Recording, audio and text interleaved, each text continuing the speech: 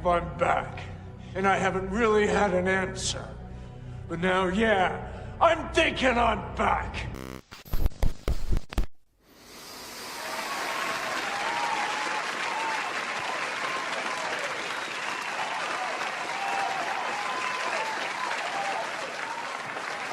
Let's go.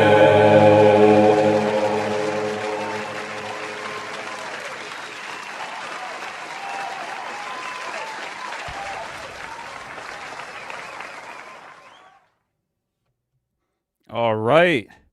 Welcome, ladies and gents, to the Peti Kish Live, episode 50. This is episode 50. I can't believe we're in the 50th episode of this live stream, podcast, show, if you want to say. Oh my gosh. It's been a while, guys. Episode 50, and we're ready to rock and roll with a bunch of topics today. Mostly today will be just, I would say, gaming, movies, tie-in, okay, let me just say it like this. Gaming movie tie-in. There you go. So it's a game and made into a movie tie-ins. Most of it is going to be that. You could just see it from the title itself. We're going to be talking about my thoughts. I actually went to the movie theaters and saw the Super Mario Galaxy movie. So I'm going to give you my two cents and my thoughts about this movie. I don't know how broad it's going to be. There will be spoilers. If you haven't seen it, I'm sorry. It's been a whole week since this movie was out. You should have seen it by now. If not, I'm sorry. You can watch it for yourself. I feel like a lot of the spoilers that I will be saying are pretty fun in general if you're going to see the movie, but we'll go into that more broad. As well, we're going to be talking about this Mass Effect series that's coming out, made for non-gamers. That's going to be interesting. I don't know how that's going to pan out, to be honest. If you're making an IP it was made first by gamers and made into this really popular franchise, and you're trying to get a non-gamer perspective of Mass Effect, I wonder how that's going to contribute, because I think that's not going to be the way to go, but we will see about that. We're going to look into other people speculating and giving their own thoughts as well as my thoughts, as well as Resident Evil film is coming out, the Zach Kreger movie, and there's some reception, early screenings, some people saying it's pretty positive, but it doesn't feel like fully a Resident Evil kind of film. So it's kind of going to be interesting with that as well.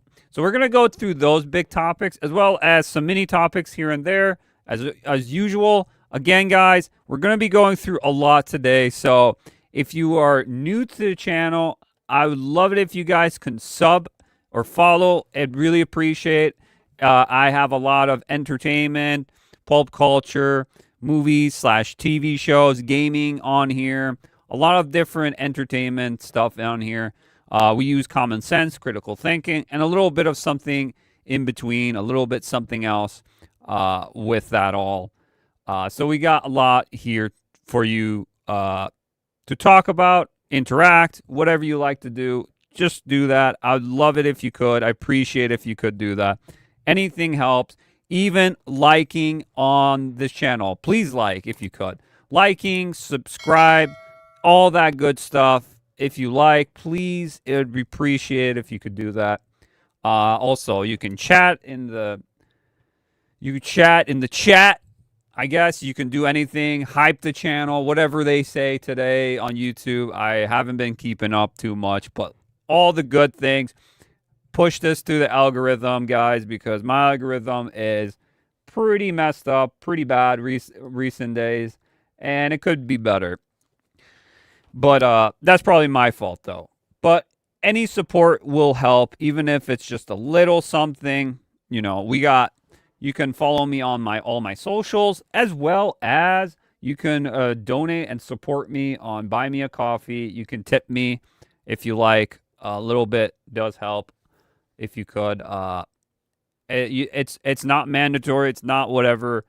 It's if you like, it's a generous donation, as you can say. It's very generous if you could do it. If you don't want to, you don't have to. That's fine with me. But yeah, it does help. Anything helps the channel to grow and yeah, do better. I gotta do better myself, to be honest. I gotta do better. I really do. I gotta do more videos and things. But see, I don't really care about the algorithm as much anymore. I'm more into just doing the things I want to do. Like, I just want to do like topics or just in general and just things I want to do, or what would be fun and I want to watch myself, because sometimes through all this, when I used to do videos all the time, like I just thought about it, like a lot of those subjects are like outdated now, and a lot of them don't really impact as much as it used to. But now, like, going back to it, it's like, yeah, I done those videos. It was that time period where it was very big in that aspect. A lot of people were talking about it, but I'm like, okay, I think it's better to start doing videos that I am more interested in doing, even though like doing stuff with the movie industry or gaming industry, or just things that I'm passionate about. I want to start doing instead of just this is this topic I want to talk about, make a video. Like, I don't want to do that all the time. I want to do different things on the channel because, after a while, it does get to the point where it gets a little bit tedious and you just want to do new things, freshen up the channel a bit, kind of deal. I'm not going to delete my old videos. It's there. It is what it is. A lot of stances that I've said before might have changed. It just is. It's, times change over time. Times change. But I just want to go back to doing more of those videos as well. I just got to make more time for myself in general and do different. Gotta try to implement some things because my videos actually put time and effort into them when I do videos. And the concept I've been doing is, I'm showing less of my face. Maybe I'll do face here and there and more, just video, because I know people would be bored of just watching my face and me talking.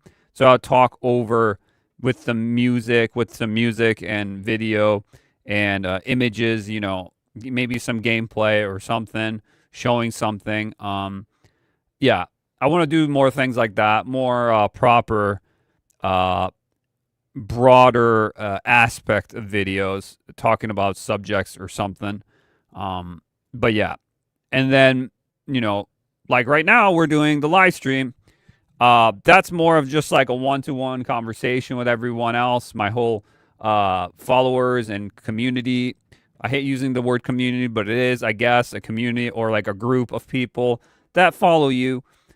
We could talk to each other and have some great conversations, and more to come because I really want to bring back the After Dark special and do some fun things with the community.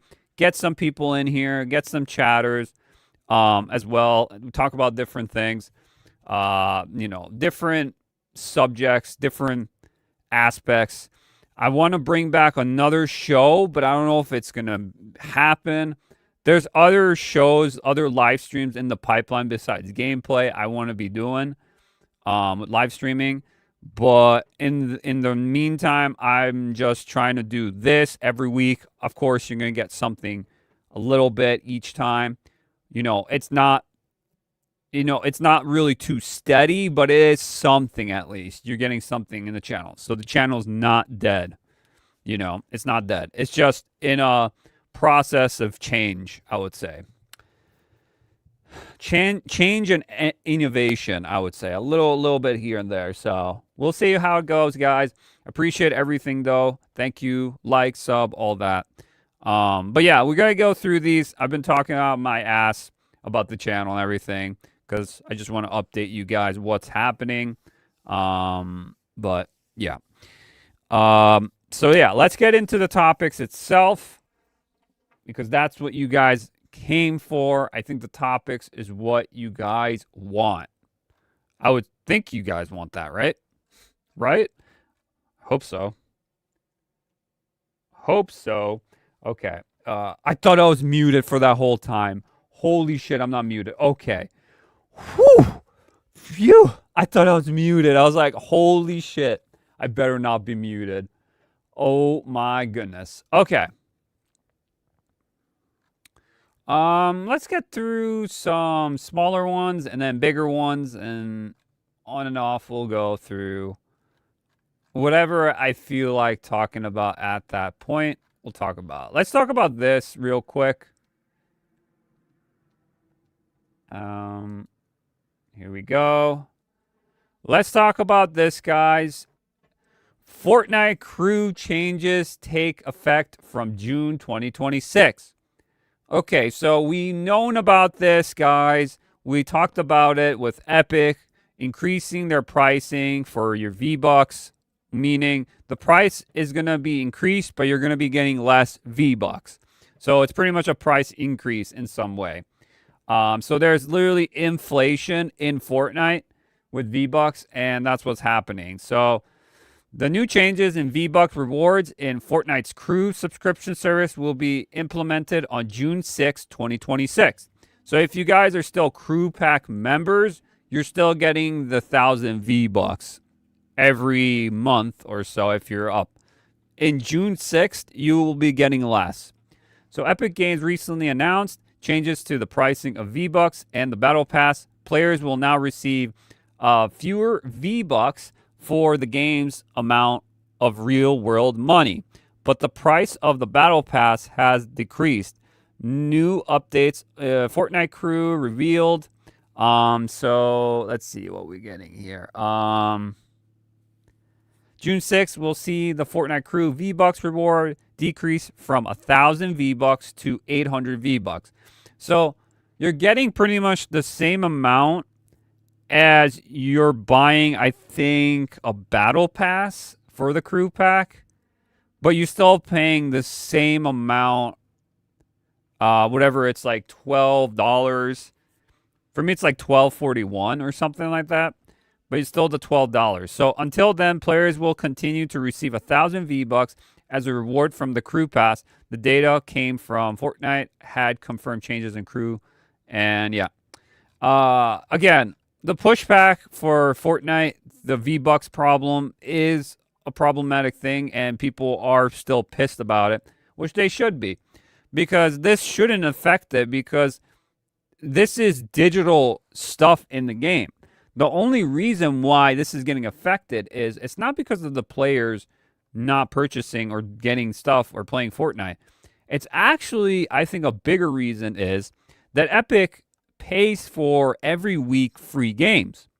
And again, like Steam, they got 30% kickback from putting their games on Steam. Epic Games is like 10-15% or something. It's less, and exclusivities on it. It's just people are not buying games on Epic Games. People go on Epic Game Store to just play Fortnite, Rocket League, Fall Guys, any of those games. They go for the Epic Game Store. People are not spending, and they're spending stuff in those games. Now, if you want to, Epic is trying to compete with Steam, which it only took them 8 years just to have gifted games on their store. Like, they did not care about it until now. And now they realize, oh, shoot, we're losing money. And, of course, that 30% would feel better right now. And maybe stop giving out free games all the time, which that's the only reason people go to the Epic Game Store. It's just to claim free games, Maybe they need to stop with the free games and start, like, giving them what they've said before. They're like, oh, we don't want to do 30%. That's mean. Well, maybe the 30% is needed now, and you got to get rid of those free games. And you will see an increase in, they would bring back their V-Bucks to a good price, because right now it's just full-on just greed. It's full-on greed. It's not Fortnite's problem. It's not whatever's problem, because they are a billion-dollar company. They have a lot of money. So it's not a money issue per se. It's mismanagement, as well as there has to be some changes around that Epic game, but it's not Fortnite. But I'm just saying, Fortnite Crew is decreasing its prices for June 6th. So I'll let you guys know if you're a crew member by any chance. I was a crew member, but I don't know. I might start unsubscribing to crew.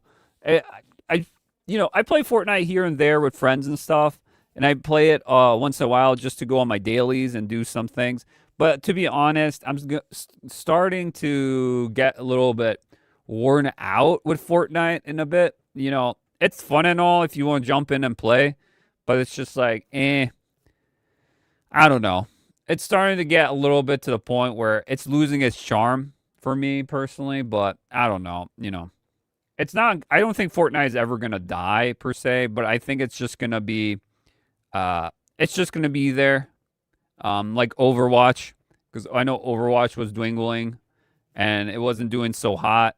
And then Marvel Rivals kicked this ass, and then they tried to return themselves, so they added more characters and, revamped the whole thing, changed the two to just Overwatch.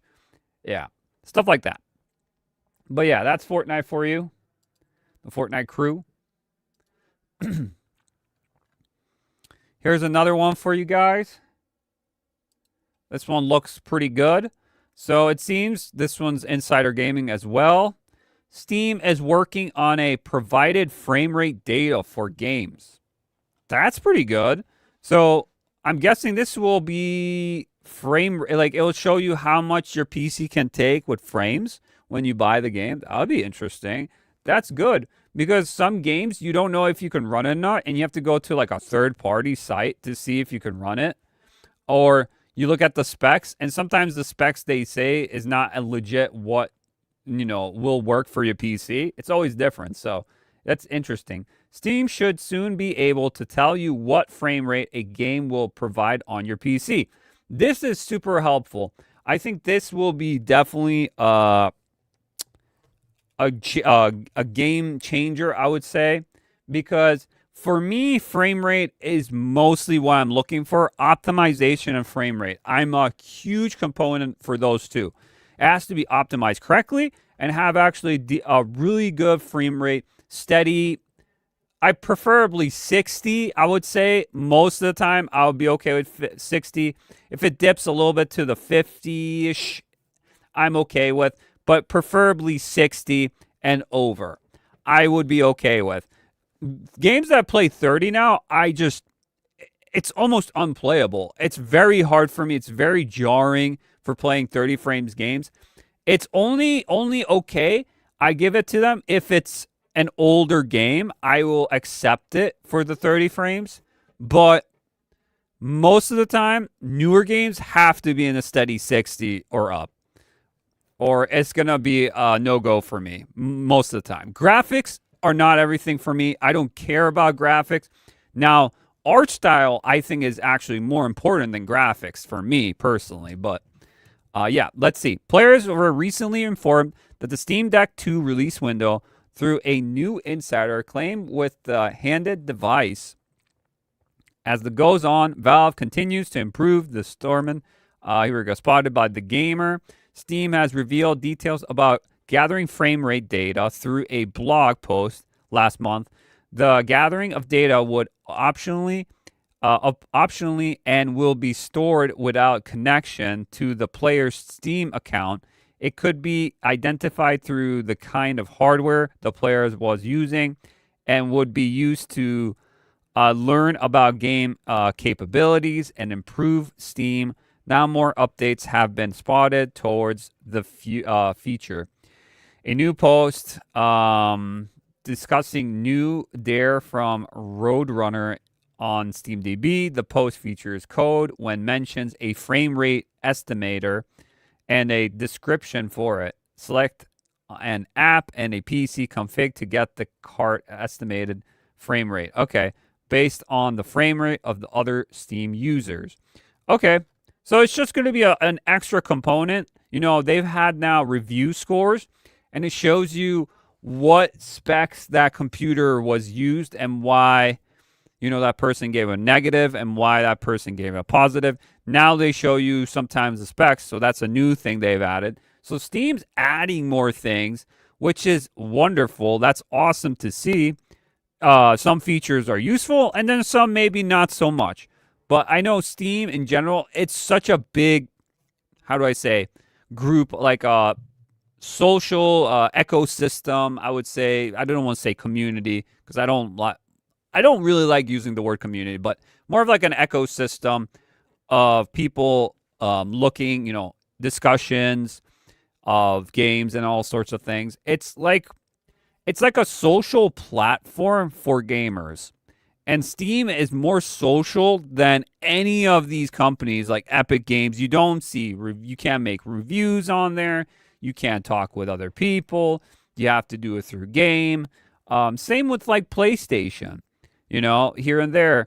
Xbox. Like a lot of these companies are starting to get it that people just want to customize how they want to customize, you know, their profiles, their achievements, what they want to show off, their cool things they've done, pictures, videos.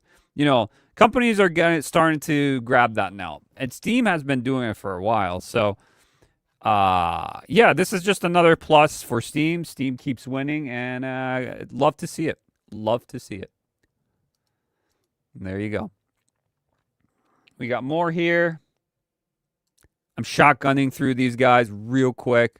So we got another one here, guys, by Tomb Raider Legacy of Atlantis, which is the remake of the remake, pretty much. Atlantis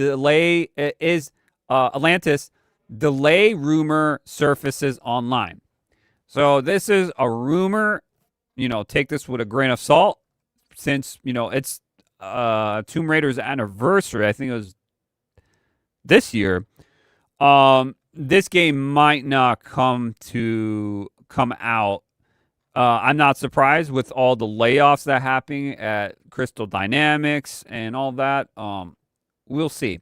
A new rumor has surfaced online starting that Tomb Raider Legacy of Atlantis will be delayed to 2027. What else we got? The rumor about the release date, delay. Atlantis comes from a Society of Raiders latest X post from Twitter. The name user had stated that a remake of Tomb Raider 1996. Yep, so it is the anniversary. It's the 30th anniversary? Am I correct? 30th? Yeah, so 30th anniversary of Tomb Raider. Holy shit. Would be announced at the Game Awards on December 11th. Their latest post says Tomb Raider Legacy of Atlantis rumored to release in February 2027. However, they have clarified that they can share their source for obvious reasons, which is why it's marked as rumor and not a fact. So yes, take this again with a grain of salt. This is just speculation that it might be not coming out this year, but next year. Crystal Dynamics has yet to confirm or delay officially. All that players have been informed about the game since the reveal is that the developers will adjust the evolve and experience to skill modern players' tastes at the same time. Yeah, we read about this. Roll balls, less spades. Yeah, so yeah, it's going to be more accessible. That's what they're saying, which means who knows what. But it's just like, take this with a grain of salt, guys. So if you are excited about the new Tomb Raider remake, reboot, or whatever, just letting you know that it might be delayed. We don't know fully, but it might be delayed for the anniversary. So, yeah. I am intrigued, and I'm very interested to see what they do with this game. I really am. Because if they do some shady things where they change the story, like I said, or change things around from the original, then people are not going to like this game. If it keeps it the same and just makes it better, improves on it, and not like change too much of the story or change anything really too big, this could be really good.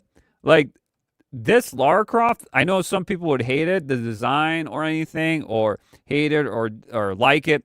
I'm in between where I'm like, this is fine. I think this is the best Lara has looked in a while. It's not like crazy or anything, but it is the most realistic one that looks faithful. And she's using her dual wield pistols. That's already a plus. She's ready flipping, doing acrobatics.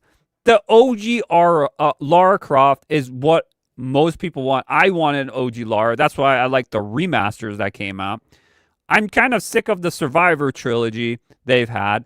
Yeah, they were okay. They were fine for what they were, but they weren't really Tomb Raider. The essence of Tomb Raider is the platforming, the perfect precision, acrobatics, Lara looking good while doing it, and also finding these treasures, having these interesting plot elements with artifacts and all that, stuff like that. With just discovery, it's pretty much discovering things. And that's what it is in the whole nutshell with Tomb Raider. It's just discovery while going through different areas, tombs and stuff. So I just like that they're going back to the basics of Tomb Raider. That's what I like. So I am interested in general to see what this is. I am very intrigued to see what they do. But I'm not going to give 100% hope because Crystal Dynamics messes up Tomb Raider all the time. We will see what they do in general in the long run. So that's Tomb Raider for you. Let's see what's next here. Let's watch this video real quick. I did not see this yet. We're going to read a little bit too of it. Okay, so remember it was like a PlayStation State of Play. They had the new Castlevania game, or was it PlayStation State of Play or Konami? It was maybe a Konami kind of event or PlayStation. I forget. It was one of the other. And they had this new Castlevania game coming out. So now we finally got a new gameplay revealed of Castlevania Belmont's Curse. So we got something new with this one. Let's see. So Castlevania Belmont's Curse setting revealed. So this is what the setting is, guys. Alongside the new gameplay, the developer provided commentary that highlighted the game's mix of action and exploration. Additionally, the game setting was revealed. Belmont's Curse will be taking place in Paris in 1499. Okay. The new game is also set 23 years after Castlevania Dracula's Curse. Which one is Dracula's Curse? Dracula's Curse was the third game in the franchise. Okay, so the third game. Okay, so this takes place set 23 years after Castlevania Dracula's Curse. Okay, so this is in between 3. 3 is pretty much not the first one, but it is the one that pretty much was a prequel to 1 and 2. Dracula's Curse was the third game in the franchise, released in 1989 for the Nintendo Entertainment System. Okay. February, the game was announced as the first release in the celebration of 40 years of Castlevania. Oh shit, this is 40 years too? Dude, this year there's so much anniversaries, it's ridiculous. We got 30, we got 40s in here. Holy crap. The original Castlevania game debuted in 1986 for the Famicom Disk System and was released in America on the NES in 1987. No release date has been announced for the Belmont's Curse, but it is expected to launch this year. Okay, so hopefully there's no copyright for this video. We're going to watch this Castlevania gameplay commentary. Let's check it out. Or maybe not. Oh, there we go. Here we go, guys.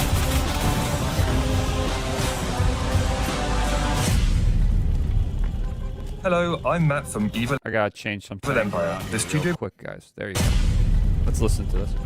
Hello, I'm Matt from Evil Empire, the studio behind Castlevania Belmont's Curse. We first worked on this beloved franchise with the Return to Castlevania DLC for Dead Cells. Since then, yeah, these are the Dead Cells, guys. I've totally forgot. Yeah, you can even tell from the animation and stuff. It is Dead Cells. It's okay. Like, I don't mind Dead Cells. It's cool and all, but I wish it was a little bit different. But, you know, it's Castlevania. I'll accept it for now until, you know, I get my hands on it, of course. from our roguelike roots and have been busy building a brand new 2D action-adventure game. And I'm speaking for Taniguchi-san from Konami. My team worked on the Castlevania collections, as well as collabs with external studios. Evil Empire's tribute turned out so good, we really couldn't miss the chance to work with them again. Together, we're continuing our collaboration for the 40th anniversary of the franchise. Being a French team, we were arrogant enough to set the game in France. Except for me, of course, being a humble Englishman. Now, let me set the scene. The year is 1499, and Paris has been invaded by Dracula's forces. As at Belmont, you will hunt down monsters across the city, scaling the sacred spires of Notre Dame, descending into the skull-lined catacombs, and dueling corrupted legends like Joan of Arc. Only berets and baguettes are missing, but I think you've had enough of that already. And what will become of Paris when Dracula's castle finally emerges? Well, you'll have to wait a little longer to find out. Castlevania, Belmont's Curse. Looks good. Looks good. Like I said, I would have picked a different animation team for this one, but it's good enough because Castlevania has been dormant for such a long time. You know, I do like the collections they came up with, the collections they've had. They're pretty good. You know, finally people can experience Castlevania again. But yeah, I don't hate it as much. I just wish something a bit different with the animation department. But it's fine. It's fine. I am still excited to see what it is. I'd like a demo of this. If I had a demo to play this game, I think that would be nice. I would want to feel it for myself, check it out, you know, whenever it comes out. That would be nice if Konami can do that. Because I definitely want to check what they have to do with this. Yeah, I thought what they're gonna do instead of going back to Castlevania from like the originals. I thought they would continue stories and tell new stories, but they're just like, no, we're gonna do an in-betweener. So I think the reason why is if this does really well, which I don't know what is really well for them for this game, they might get the green light to do a new, since this is new as well, but it's an in-betweener. They can continue to do like modern Castlevania, a new style. I don't know. I doubt it, but I think this is modern enough already. You know, that art style, that indie style. Like back then, this was like a big deal, but now it's just like, it looks like an indie game kind of style game, you know? Back then, this was like, holy shit, this looks amazing. You know, you would see this. But now it's like, yeah, it's just like every other indie game now. It looks cool, you know, but it's like, I'll see if I'll play or not, you know, kind of deal. We'll see. But it's definitely a game I could think of playing on like a Switch or a Steam Deck, you know, on the go. It could be a fun little game like that. I don't know. Something like that. But yeah, that's Castlevania Belmont's Curse. All right. What else we got here to talk about? Okay. Oh, here we go. This just came out like yesterday. And I am surprised that this is actually being made or trying to be made. So this is by Insider Gaming, and it says Metal Gear Solid movie adaptation officially confirmed. What? Huh? What? I haven't heard about Metal Gear movie in years. I remember someone taking the ranks to make a Metal Gear movie. It was, I think, the guy who made King Kong Skull Island. That director or writer, I forgot who, was gonna make it, and then like he was posting things for anniversaries and all that, and nothing came to tuition with that movie. And you know, there was different people talking like Oscar Isaac is gonna play Solid Snake, and like there was different like rumblings and different people talking about it, but never came to fruition. But now it seems like it's officially happening. Hopefully, I don't know. Hopefully they can't screw this up because this one's pure story. Like, you can just literally copy paste this and you could be okay. Like, there's some implements of stuff in here that you can easily make it into like a movie format, but it's not that hard to actually make this into a movie, I would say. I think it would be very easy to do. Just like I said, it's really easy to implement a Resident Evil into a movie, but they never can. We're going to talk about that later. I think there's other issues with that in general, especially copyright. Here we go. So, yes, you've read that right. A Metal Gear Solid movie is officially in the works, and it's coming from Sony Columbia Pictures. In 2026 has been a good start for Metal Gear Solid fans, with Konami recently announcing the release data for Metal Gear Solid Master Collection 2 as February State of Play event. Now the prized franchise is finally coming to the big screen with the Final Destination Bloodlines director taking the helm. I don't know about that, guys. Yeah, I don't know about that one. Here we go, though. A new report from My Hollywood Reporter has officially confirmed the existence of Metal Gear Solid movie adaptation. Director Zach Libotsky and Adam B. Stein, known for their work on the Final Destination Bloodline series, have signed a deal with Sony Pictures to develop a film across all of the studio's labels. As part of the agreement, Sony Columbia Pictures' Metal Gear Solid adaptation will be directed by them. The film will be produced by Avi Arad and Ari Arand. Wow, the names are so... There must be related or something. Who have worked on other game adaptations, including Borderlands and The Legend of Zelda. Wait. Did I read that correctly? Who worked on other game adaptations, including Borderlands? Yikes. Borderlands is a shit-ass movie. I did not watch it. I heard it was so bad. I don't even want to watch it. It just looked unappealing. So Borderlands and The Legend of Zelda. Is that the new one that's coming out, Legend of Zelda? I think so. That could be good or bad. We don't know yet with the Zelda. I feel like it's going to be pretty good, but I could be wrong. The duo was commented on the upcoming adaptation, recognizing Hideo Kojima's work on the original game. Here's what Zach Librowski and Adam B. Stein stated. Metal Gear Solid was nothing short of a groundbreaking cinematic masterpiece that forever revolutionized video games. We are thrilled and honored to bring Hideo Kojima's iconic characters and unforgettable world to life. But are they a fan of the source material? That's the question. Because most of the times, these people make these decisions just from, oh shit, I love these characters. I love the story. I love everything about it. But did you actually play the game? Do you know implementations of it of any sorts? You know, can you work through it? Because just watching cutscenes is not, I think, the best way to get a broader aspect of the world and the story and the characters. I think you actually have to at least play the game that you are working on that movie for. I think that should be a mandatory, I think, but you know, some people don't have time for it or they just suck at games.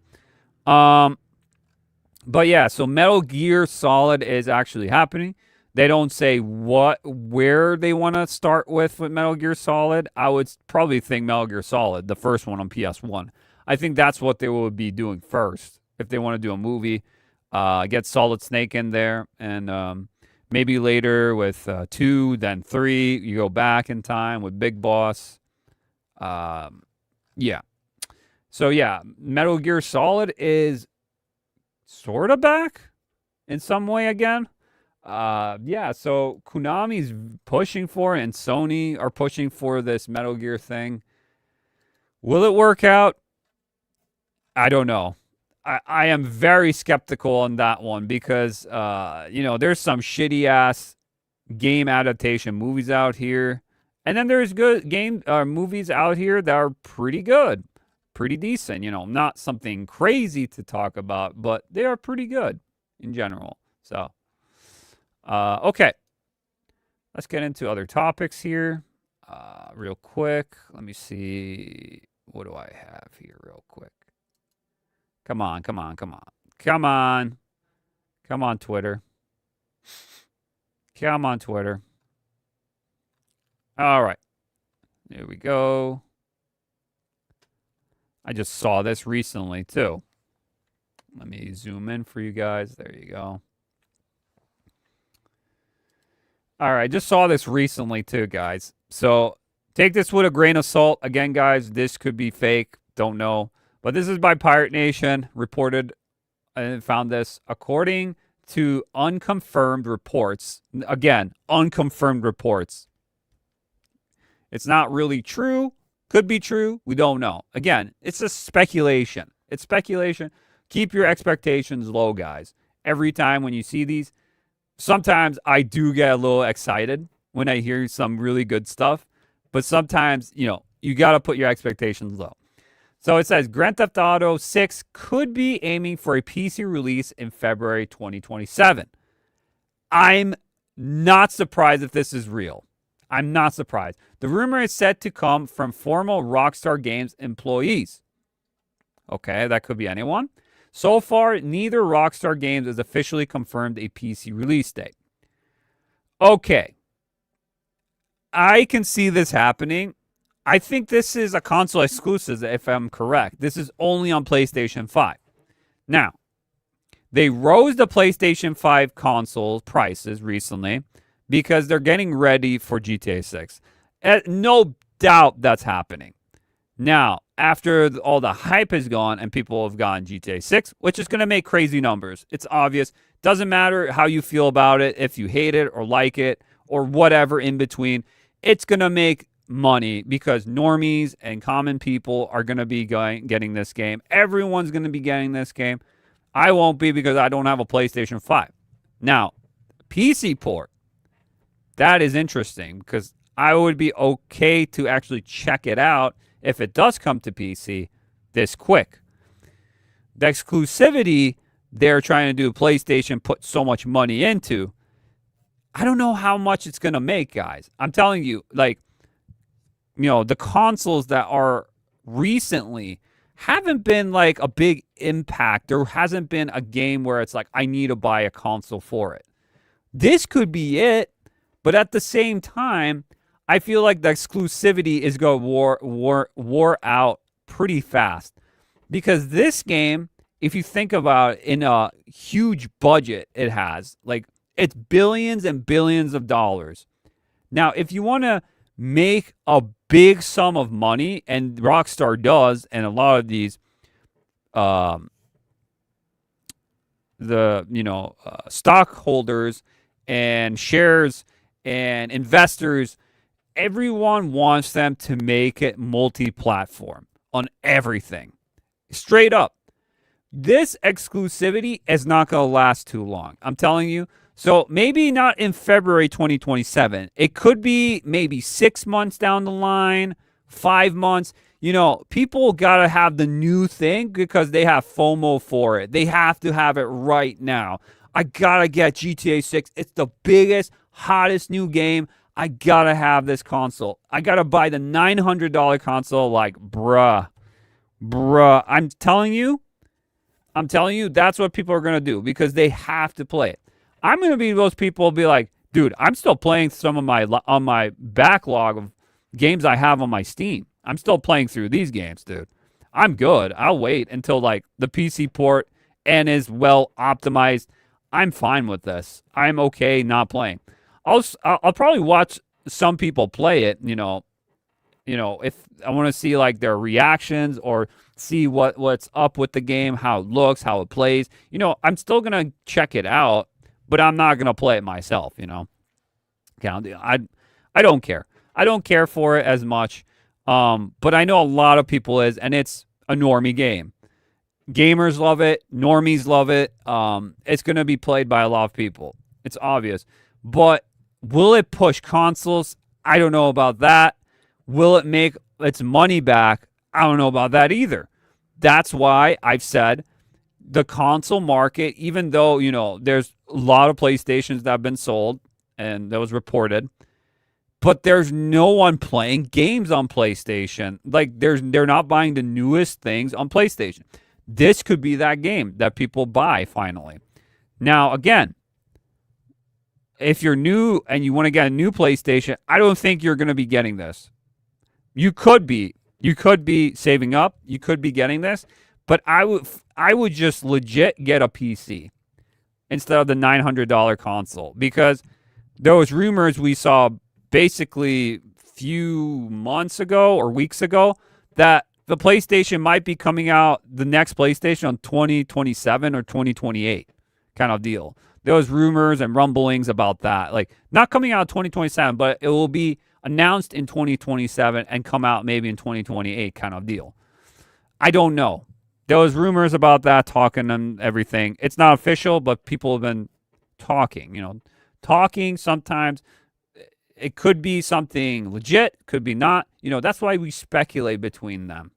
And I don't like people always saying, oh, it's just a leak, it's this. Yeah, but we can at least talk about it. It could be something interesting. Doesn't mean it has to be factual information. But I know some people are butthurt about that, but yeah, I wouldn't be surprised that they already have a PC port ready, because the PC market is huge now these days, guys. I'm telling you, it might be as big as the console or even better. We don't know, but more, I think, reports I've seen that PC's rising way faster than consoles starting to decrease.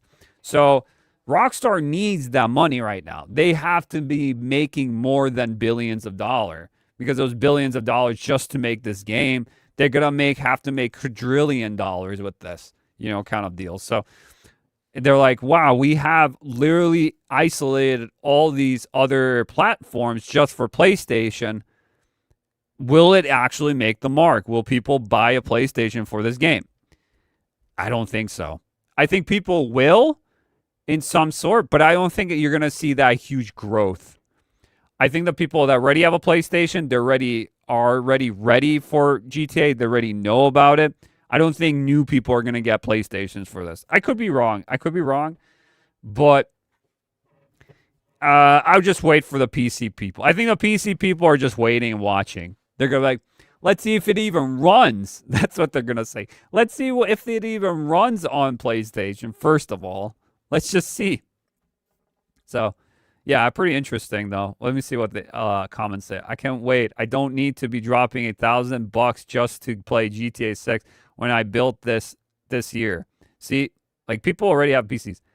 Shoots an email to Rockstar. Wins. Gabe. PC stands for patient citizen at this point. Yep. Not a single day late. Rockstar launched GTA 5 3 times. PS3 in 2013, PS4 in 2014, PC in 2015. Full price each time. This is not a rumor. It is the business model, like I said. And it's funny because I bought GTA 5 on PS3, on PS4, and on PC. You know why I bought it? Guess why I bought it? People wanted to play the game with me on other consoles. Everyone had different consoles. I want to play online, blah, blah, blah, blah. Now, I was just sick and tired. I bought the game, and then guess what? No one played with me. So I played by myself. And then when I went through the game, I used to like it until I found out how shitty the story was. GTA 5 was a horrible written story. I did not like GTA 5. Absolutely abysmal. From all the Grand Theft Autos, it was not a good story. It was not a good story, straight up. I'd rather go back and play GTA 4. Straight up, I just would. Even with all the mechanics. It's like every GTA, they add mechanics, and then they take away in the next one, and they add different mechanics. They do this all the time. So I'm like, I'd rather go back, play San Andreas, even though San Andreas, I would say gameplay, of the gameplay aspect of it is kind of outdated. I still rather play San Andreas or GTA 4. I would. Even Vice City in GTA 3, I know it's a little outdated too. I do like Vice City for the aesthetic and the 80s vibe. I really like that. That's cool. And GTA 3, of course, it's just because of nostalgia. It's not like a really good game anymore. It used to be phenomenal for a sandbox, but it's okay. But I'm saying GTA 5 is not that. And I was tricked into thinking it really was when it wasn't. So, like, I played online a lot in it, and then after a while, I just got sick and tired of it. There's just so many hackers and so many... I don't care about it. The only time I actually did care about it is when I played roleplay. When I was doing roleplay servers in GTA 5, I think that was when I'm like, okay, so this game does have something interesting in it. The roleplay servers is where it's at. That's what I want to play. Because you can make some funny-ass stories, some great story arcs in these in this world. It's just a fun time, you know? PC in 2027, I believe it when Rockstar says it. So, yeah. I think it's going to happen. February, maybe not. Maybe not that early since it's coming out, what, November or December? But it could be...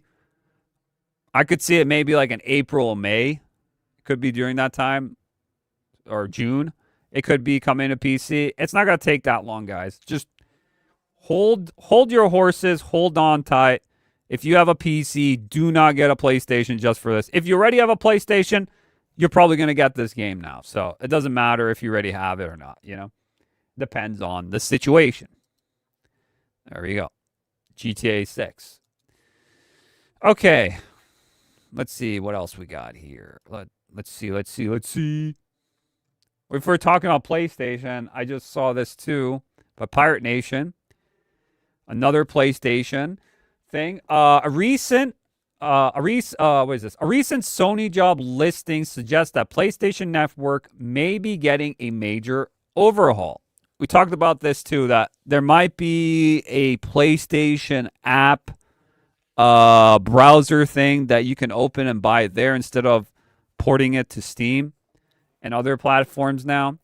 Planned new features appear to include cross-platform chat support. Okay. Video chat across platforms, improved communication tools, multi-platform support for mobile and PC, and redesigned server-side infrastructure for PSN service. Yeah, just what we said last time. PlayStation is trying to move on the PC market too, but instead of getting that 30% cut, they'll take all the percentage on their own launcher. So that's what they're going to be doing next. So mobile is going to be there, I guess, and PC. Okay. But yeah, I saw this coming, and I knew they're going to be doing this because they're greedy and they really want all of it. So I was like, you're going to have to sign up to their ecosystem with PlayStation, which a lot of people don't feel too safe with that because they always get hacked and stuff. It's not really good. They have the worst protection system. It's pretty bad. So, yeah, just letting you know that they might be doing this in the future. PlayStation. Okay. I thought this was funny too. Resident Evil Requiem has been cracked. For the first time, a Denuvo game from 2026 has been cracked by pirates. Oh my god, dude. Last time we talked about this, it was Doom the Dark Ages from 2025. Now we got another one. So, what is even the purpose of Denuvo if people are still getting in there and trying to put it up on the internet from, you know, what they say, pirators and all this? Dude, I'm telling you, Denuvo is such a scam. Like, allegedly, it really is from what I hear, and it just makes the performance of games absolutely shit. It's even proven fact, like a lot of people have tried it and turned it off and on, and people that pirate the game have a better performance and a better experience with it then freaking you buy the game and it's fucking Denuvo or Enigma or whatever kind of software they add on it, and it just tanks the game completely. So I'm telling you, it's so stupid. The hackers already doing it, so this doesn't mean anything. It's a huge scam. Allegedly, like I'm saying, it can be a huge scam, and it really doesn't really do anything that helps the person buying the game. It just makes it worse. Why wouldn't people just go and sail the 7 seas and frigging sail the seas and grab this game and be like, yeah, this game is great, guys, and I didn't even have to pay for it. Like, I'm telling you, what are we doing? So yeah, that's pretty fun. We need to stop calling freedom fighters pirates. Yeah. For people asking, Hyperversion needs you to go into BIOS and literally shut down huge defense in your PC. Oh, okay. There's no protection in the world that can't be cracked. If someone built it, someone also will break it. True that. This is proof that all Denuvo does is hurt paying customers. Pirates will always find a way to pirate it regardless. Yep, that's what I'm saying. It doesn't matter. I think these companies need to stop getting Denuvo, Enigma, all these companies, because they're not helping the cause. This is actually proof that people have got through these time after time, and it doesn't do what they think it does. So, another scam. So these companies get more, you know? So, yeah. I wanted to bring that up real quick as well. Oh, this was great, guys. I forgot to talk about this. So I tried this out, and it's really good. So apparently this is, and I did try it, it's actually real, a new fan-made website called Xbox Chatting.com brings back the old Xbox 360 dashboard. You can send text and voice messages to friends using a shareable link. It even lets you add distortion, compression, and static to make the voice sound like the old Xbox mic. It's so good, guys. It's so fun. It's slurs. Dude, me and Emmy, Pog Emmy, who was on After Dark, we messed around with this, and we were just laughing our ass off. We're like, we missed these. It's like, remember the days when we got like just random messages, and they were pretty bad messages? I was like, yup, I remember. You had to have thick skin back then, because you had to come back. If you wussied out, everyone just make fun of you, right? If you like wussied out and you can't take, you had to get the comebacks. But like, yeah, it was a different time, and I kind of miss the Wild West in some ways. I do. Instead, everything's so filtered and censored and stuff, and you can't say anything. It's great. I did check it myself, and it does work, and I kept on sending things back and forth, and it was so hilarious. I laughed my ass off. I was like, this is so good. The audio is so bad. It sounds like you're talking to a fan. And it's all glitchy and it's perfect. It's so peak. It's like, oh, didn't we want good quality voice? And then we're like, no, let's just go back. I like this better. This was a better time. The audio quality is hilarious. I love it. It's so good, guys. So yeah, definitely check it out. It's called Xbox Chatting.com. You can check it for yourself.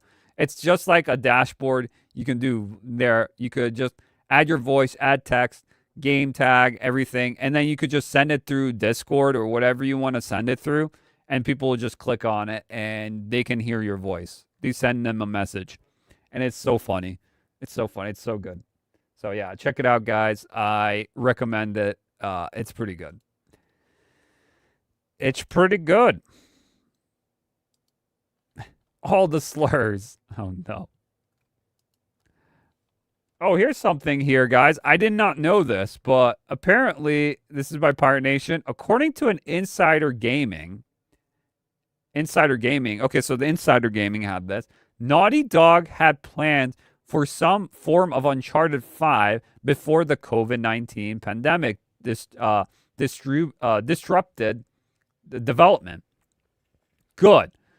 I don't want an Uncharted 5. Good thing it didn't happen. You know why? Because I can already tell from what Uncharted 4 was going through. Even though I liked the ending, I thought it was a good one. The things in there that implemented already to make it more modern, it was just going to ruin Uncharted if it continued on and on. So I'm glad it did not get the green light after all. Now, Uncharted, this is hard with Uncharted. Do I want a modern Uncharted? Not really. Do I want Uncharted 1 to be remade with the style of Uncharted 4? I wouldn't say no to it, but you know they would do some fuckery with it, with the story or something. They would change some things around. They always do that. Now, if it was 1-to-1, with just changing the gameplay to be more like Uncharted 4, hell yeah, I'd sign me up. Because I think Uncharted 4 plays the best from all the Uncharteds. Because the older Uncharteds are a little bit outdated. But they have... I like their stories a bit better than Uncharted 4. Even though Uncharted 4 had some good moments. I would be okay if they did it in the aspect of Uncharted 4 in some ways. With the grappling hook. The combat's better. Everything just felt better movement-wise. Daggers, all that stuff was better for that game. So, yeah. So, I'm glad that they moved forward with this, but I wouldn't be surprised if they're working with something. Naughty Dog's doing something. Their second team's working on something Uncharted right now. But I really don't want a modern type of Uncharted. I think Uncharted ended perfectly as it was. If it wants to do something with Uncharted, you could tell other stories in the world. But Uncharted is not really Uncharted without Nathan Drake. Let's be honest. But, yep, just wanted to bring that up real quick because I did not know that they were actually going to make a fifth one. So, I know Neil Druckmann doesn't want to do it. He's just like, I don't want to do Uncharted. I really don't. I'm good, thank you. There's some more PlayStation stuff, guys, here. Check this out. A former Twisted Metal developer has praised the team behind RPC S3 after previously believing the PS3 could never be emulated. He admitted he was once convinced the PS3 would never be emulated, but now describes the emulator's progress as amazing work. So PS3 was built very difficult compared to most of the other brands out there for the reason of emulation. Even PlayStation now, they can't even really emulate or implement PS3. They have to go through like a PS Now service style to do it. You can play other games and download them and play it, and it's fine most of the time.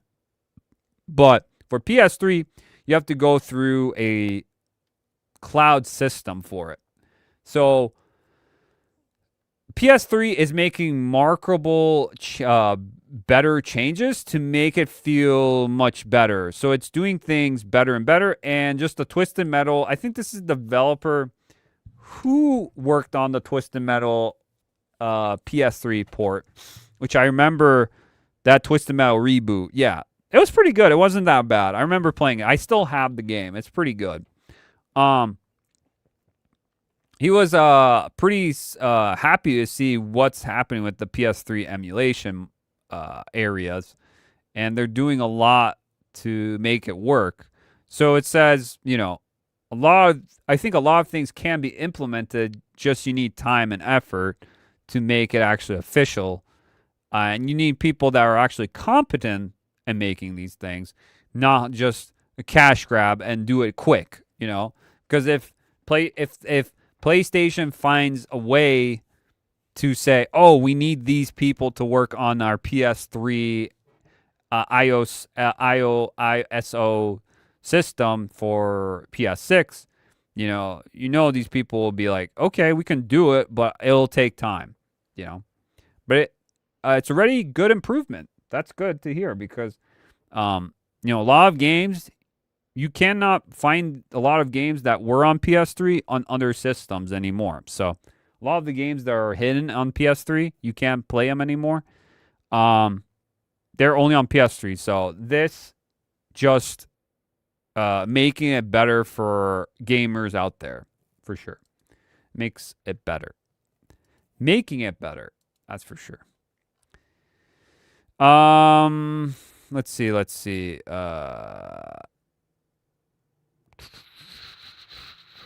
I'm trying to look here. Dude, I saw this, and I wish Game Freak and Nintendo would do this, but they won't. So this one is by Aesthetics X. Imagine a Pokemon game that actually looks like this. And I was like, dude, Game Freak would never do a game like this. Check this out. If it'll load. It's loading so slow. Why is this loading so slow? Check this out, dude. Look. Look at these sprites.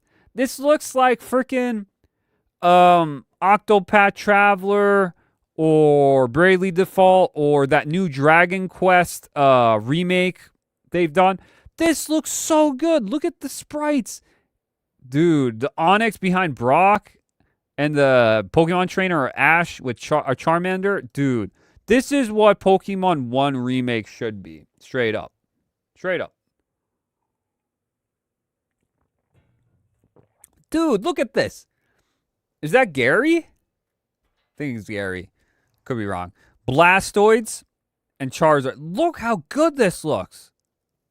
Holy shit, dude. This would never, Game Freak would never go back and do this style. Instead, they're going to do the Pokemon, Let's Go Pikachu, Pokemon, Let's Go Eevee style, game. Why is it being so slow? Huh. The image is taking a while. I don't know why it's being so slow right now. I don't know why it's so slow. But yeah, right there. You can see it. Combat-wise with Charizard, with the fire, and Jigglypuff in the cave. This looks so good, but they'll never do it. This is what Nintendo should have done with their new games instead of the ugly slop graphics they use now. Okay, they're not that ugly. They're not that ugly, but they're not really inspiring either, to be honest. Yeah, I saw the new one, and I was like, looks good graphically, but like I said, the character designs are I would love to look like this. Pokemon doesn't need to be ultra realistic or that cartoony style. It just needs to look art. It has to have a cool art style like this pixel art. This is awesome. Imagine playing Game Boy and you move from Game Boy to this or Game Boy Advance to this. You'd be like, holy shit, this looks amazing. Pokemon came out early enough to speedrun the entire media spectrum from VHS to all things digital, film, social, and cardboard mediums. Would it be cool if Nintendo did something like Mario Maker and allowed a lot of customization, making it all mix of Roblox? I don't know. Maybe. I don't want that, but maybe. There are so many people out there where only want a remake of Red and Blue with the first 151 Pokemon, me included, I agree. That's a Pokemon game I actually would go back and play if it was like this style. I'd actually go back. Just great. I love pixel art over the full 3D style they have now when Solus. Yeah, see, like the pixel art is great, dude. Especially for Pokemon because it all started on Pixel. It's all like Game Boy. This is literally what we all want, and they will never figure it out. Holy shit, this is better. What is this? This is better. You know, it could be everyone has a different point of view. I don't think this is better per se. It's okay, but I'd rather prefer the remake if they do Red and Blue to that, not this. I'm sorry. I want it. Man, children think Pokemon should continue catering to their specific wants and shit their diapers when Nintendo continues targeting children for their childish games. Yeah. This goes viral every 6 months, and Nintendo never does it because they understand something that fans don't. The childlike aesthetic is what makes 30 years of old and 8 years old play the same game. Similarly, yep. I think Gen 1 sucks. Wow, that sucks for you, dude. Gen 1's awesome. Now imagine being the dude paying premium money for sidelines sets only to have a random giant pillar right in your way. Yeah, because Nintendo would pay full price for this would be stupid. That's true. That's true. Oh, this guy in the crowd. Yeah. That's so sick. What? I didn't notice the crowd. Holy shit. They could easily do it too. Not sure why they continue developing garbage. It's not garbage. It's just a different art style that I think this would do better numbers. I think it would be more appealing, to be honest, but that's just me. Pokemon would be more appealing, I think, with those graphics. But that's just me, though. Okay. What we got left here? What we got? We have a lot here still. You know what? I'm going to not talk about these. I'm going to X these off real quick. How much time we got? Oh, we have not too much time, but we have time. And I think I know you guys want to go to the big subjects now, so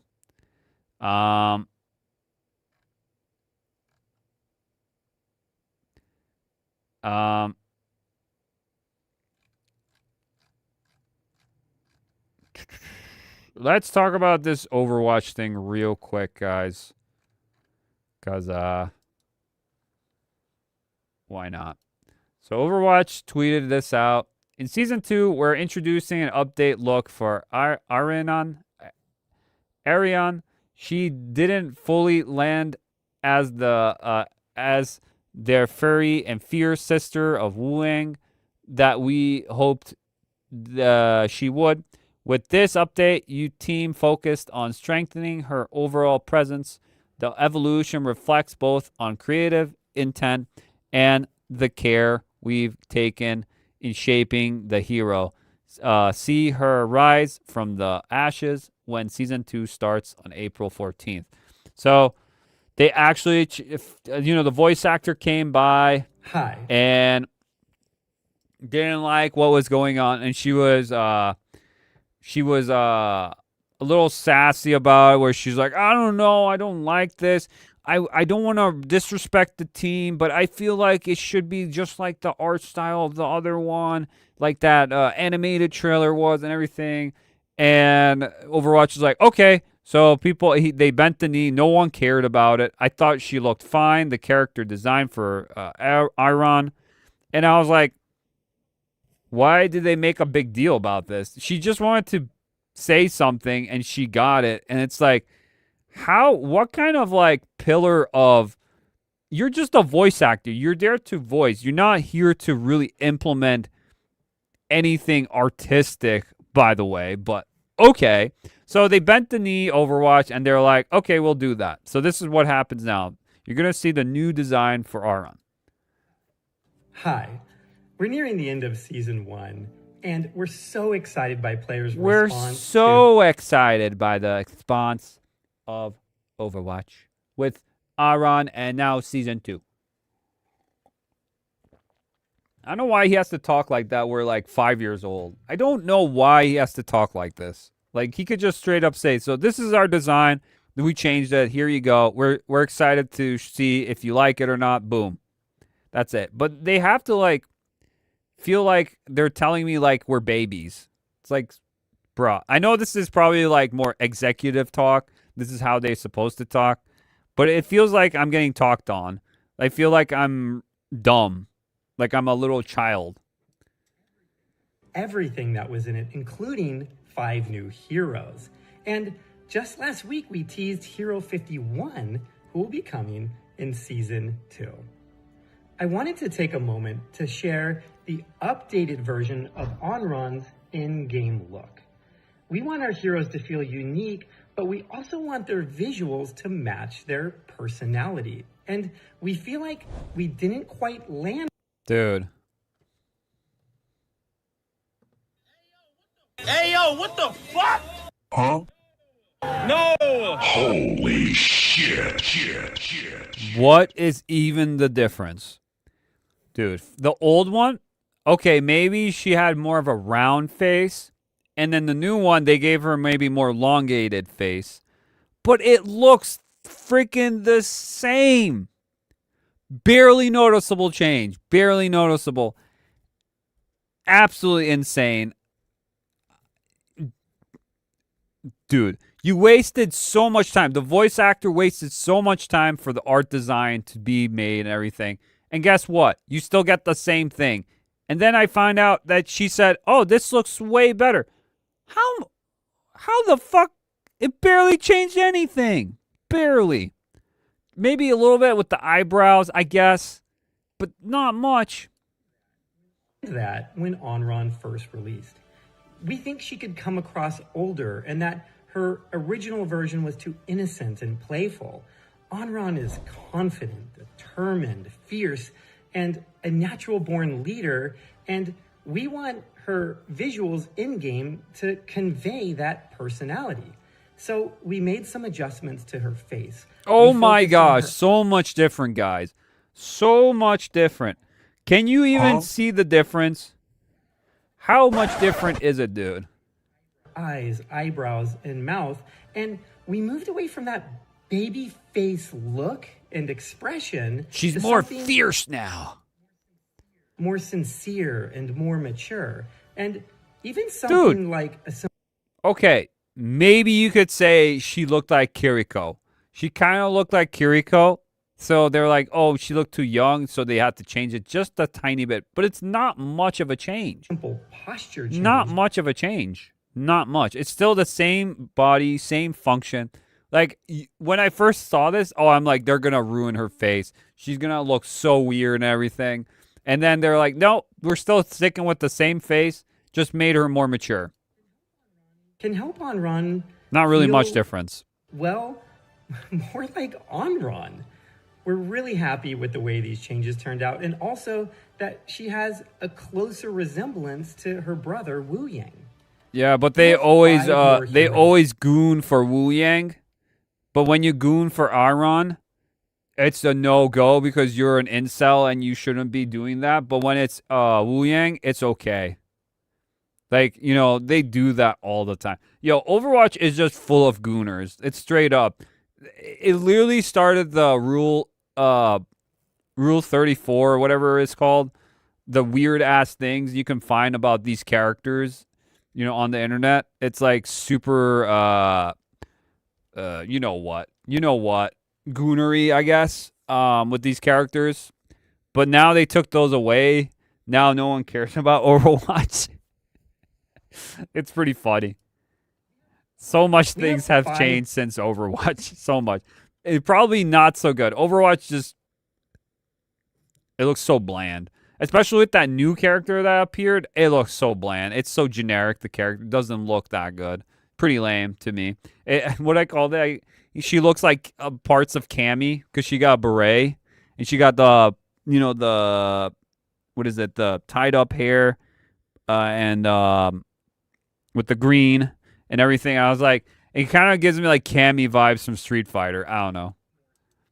more heroes coming this year, and we want all of them to feel true to who they are. Going through this process has really helped the team dial in this next set of heroes. So please keep sharing your thoughts and enjoy season 2 when it launches on April 14th. Okay, and I bet you the comments are hilarious. Barely any change. What they changed? Oh my god. W changes. Okay. So you guys didn't trunify her just to pander to a mentally ill voice actress and the pronouns gang? Question mark. Cool. It looks like you got some of your balls back after all. Are you still stuck on 2020's motto of strong, independent women? Look, question mark. Those freaks that request these changes never play your games. They just spam your socials for a living. Yup, that's so true. That's all they do. They don't even play these games. Some of them don't even play it. We'd like to share your update. Look, the update look. That's pretty funny. Yo, what the That's fuck? pretty funny. This is what happens when you listen to some retard's ass voice actress complaining about the dumbest shit. Anran's design was totally fine. Yeah, it was fine, but like it did look like a copy of paste of Kiriko, which I like Kiriko's design. She's cool. And Anran's design looked good too, so it's not really much different. I don't care. Oh my god, that's so true. Here's your difference. That's so true. Oh, he ain't to nothing but step back before, after. That's crazy. Toothpick changes everything. Dude, it's so funny. It's so funny. I'm not gonna lie, I thought they were gonna make her look awful or smite lol. I admit it, I was wrong. It actually looks pretty good. Yeah, like I said, I don't hate her. I design. It looks the same. It looks fine, you know? Thanks for not making her ugly. I know that took some restraint. I like it. Also, thanks to not making her this hideous. Yeah, this design didn't look so good. This looked like something from like Dustborn or something. It looks so bad, you know? This is great. Reminds me of this. In 1999, Japan redesigned its flag. It's still the same. Oh my gosh. Yeah, so yeah, people are having fun with this. I think there's another one here. Let me see. And all that hard work for just that is absolutely insane. And here's the voice actor. Pirate Nation reposted. Overwatch hero Anran voice actor Faria praised the Season 2 face model update. So grateful for this update. She looks much more like the strong older sibling we knew her to be. Thank you team for and thank you Overwatch community. She added, thank you so much for making this change. Her new look is a striking, and you all did so well, especially within the tech limitations at hand. This shows the voice actor just wanted attention because there is barely any changes. Yup. She's coping. She went on and on about harmful, beautiful standards and Ozempic looking heroes and how Overwatch should redefine what heroes look like. And all she got was an expression change from the standard to confidence smirk. Yeah. I don't know what's funniest.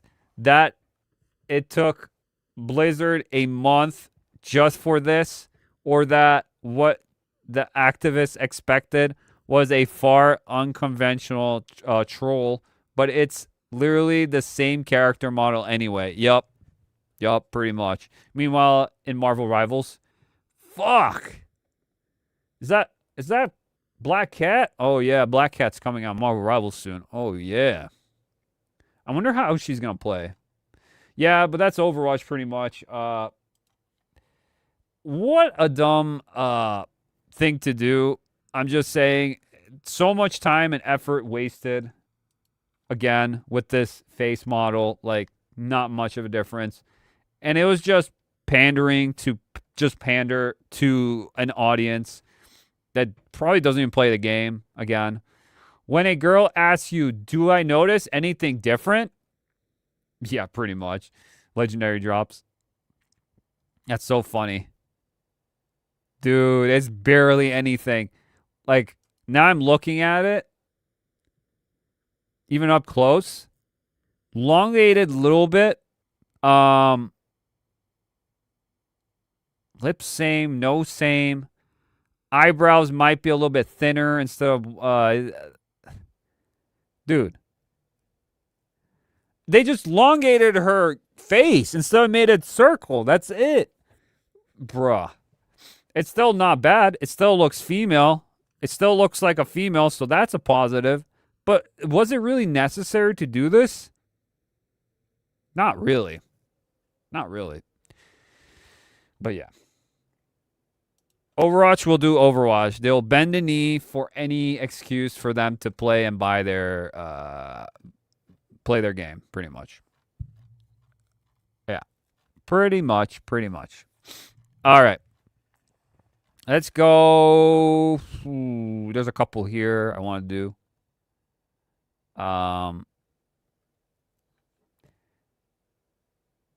kind of want to bring this up. I saw this with Dead by Daylight, because anyone that knows Dead by Daylight, I know a lot of people hate on Dead by Daylight, and I do have gripes with Dead by Daylight as well. There's stuff in there, especially with community-wise and all this, I'm not a big fan of. But the game is still pretty fun to play with friends. It really is still a fun game I play. It's the only like horror asymmetrical game that's still pretty popular and still people play. But I saw this by Pirate Nation. It said, Dead by Daylight developers say the key to live service success is to start by not making a live game. Exactly. I think the success of Fortnite and a lot of games that do work with this live service, they just started by doing it, and I guess it got, over time, I think it got big. Now, I don't think they started with just making it a live service, but because first I think it was like a tower defense game like Fortnite was. But that's what I would say. If you started with the mindset that you're going to make a lot of money in the future with this live service game, and you're not going to have any pushback or anything for it, you know, because there is a lot of competition out there, yeah, you're wrong if you're just wanting to do that. If you just want to do a game that you love, like what we saw with High Guard, that was a problem. I bet you a lot of people that were making the game just put up something, see if it worked, and it didn't work. So it depends on how passionate people are to make this IP or make this thing a reality and make a live service and actually have fun with it. You know, make it good. You have to start by not making a live game. True. We created a game, and then through the years, because people kept coming back to it, we added more and more, and we turned it into a live game features. Yes, but this game, you still have to pay full price for it, but you have to buy everything else later down the line. They do give you freebies that you have to grind and get, but you also have to buy skins as well. and things on there. But most of the things, it's a very cheap game, and you can play it. It has an easy pick-up play game, but there's a harder learning curve to this game. So it is fun, though. They just got lucky. The proof is, look at all their other games. They're all died or sold poorly. That is true. This person is very true. Master Darkside. They don't want to risk for DBD2 because they know they won't be lucky twice, especially since DBD is one of the most flawed game ever created. It is very flawed and it is very unfair, but I still have fun with it, even though it definitely has problems. Like I said, I have many issues with DBD, and I've said it in the past that I'm uninstalling this game. I'm not playing this game. Like, I just don't want to play it no more. And then I hopped in back because I had some friends that wanted to play with, some siblings too, and I'm like, okay, I guess I'll download and play it. I have it in my list. So ironic to hear that from them, but I think there is a truth to it. Yes, good game, always with business model, doesn't change outcome because quality beats everything. They have the worst live service on the market. They're not the best either. Let's be honest. New players are forced to pay. It may want to experience the full game. Now they push out trash skins and greed as consumed by their pricing is this is what I'm saying. Like, it's fun game. It's good. It has many problems. Don't get me wrong with Dead by Daylight, DBD. And, everyone, including the devs, to DBD. So, yeah. Behavior is the worst company to follow an example when it comes to live service. RIP Death Garden. Oh, yep. And also, don't forget about the collabs. The collabs definitely helped Dead by Daylight. Like, without the collabs, I think this game would have not survived too long. Let's be honest. You got the first collab was like Michael and Laurie Strode, Michael Myers. Dude, I wanted to play a Halloween game when Halloween 2018 came out. That movie was so good. I was like, I'm going to play a Halloween game. There was no Halloween game during that time. So I'm like, damn, I have to play Dead by Daylight. So I played Dead by Daylight, and I got hooked into it. Just because Michael was in the game. So I got Michael and Laurie Strode, and I played it. Now there's a new Halloween game coming out this year. I want to check that out for sure. But yeah, I'm telling you, the collabs, even though some of them were pretty well done and some not so much, they were still the best part, I think, about DBD. The characters they have, not really big fans. Some of them are okay at best, but most of the characters are very forgettable for me. So, just wanted to bring that up real quick with Dead by Daylight. But yeah, they shouldn't be saying that either when they're not that good either in some areas. Okay. Let's see what we got. We got another one here with another one here by Geeks and Gamers, and this one is called Zelda Art Director Forced to Clarify Comments on Link Speaking in Film After Media Framing Sparks Backlash. So what happened is, what I've seen online is, I think it was someone for Majora's Mask saying that in the movie for The Legend of Zelda, I hope Link doesn't speak. It'll just ruin the feel of like the game style and all that. But let's see what they actually mean real quick here. The gaming media cycle spun up fast this week after IGN and other access media publications put out a short claim that The Legend of Zelda Majora's Mask art director Takuya Imura warned that Link speaking in Nintendo's upcoming film could ruin the franchise magic. There's just one problem. That's not what he said. Oh, so the Media spinned it out of control. Oh, okay. So I saw the media going like crazy for that. Oh, so this is... So they misunderstood his words. Let me read a little bit in this. I did not know this. Why they claimed. IGN framing seemed to push a very specific narrative, and Amura is fundamentally opposed to Link speaking at all. Okay. IGN headline read, former Nintendo veteran says Link finally speaking in Legend of Zelda movie risks running the series magic.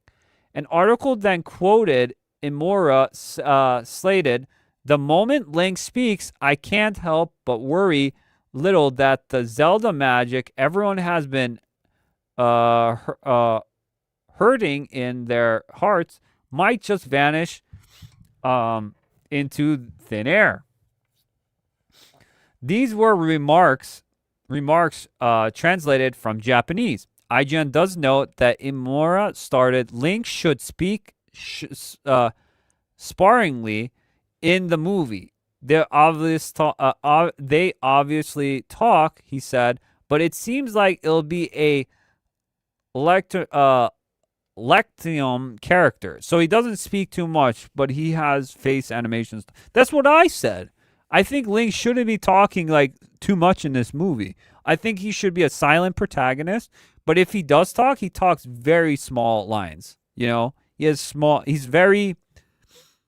kind of would give me the vibe. If you ever watched the movie Drive with Ryan Gosling, where it's more face animation and he doesn't talk too much, he has very few lines, but it's all just emotion in the face and just that. I think that would be okay, like something like that. However, most online reactions, like their cue from the headline, farming quickly spread across social media that a longtime Nintendo creator was warning against giving Link a voice in the upcoming film. But that interpretation doesn't hold up under scrutiny. What takes Imura actually said. So this is what he said. After the story gained traction, Imura responded directly to narrative surrounding this comments. And here we go. It's not that I don't want you to talk at all. Rather, I hope to keep Link like a tactomati. What is that? Tactormity? I don't know what that is. What is that word? Without chatting on too much. Again, very heroic, very stoic character.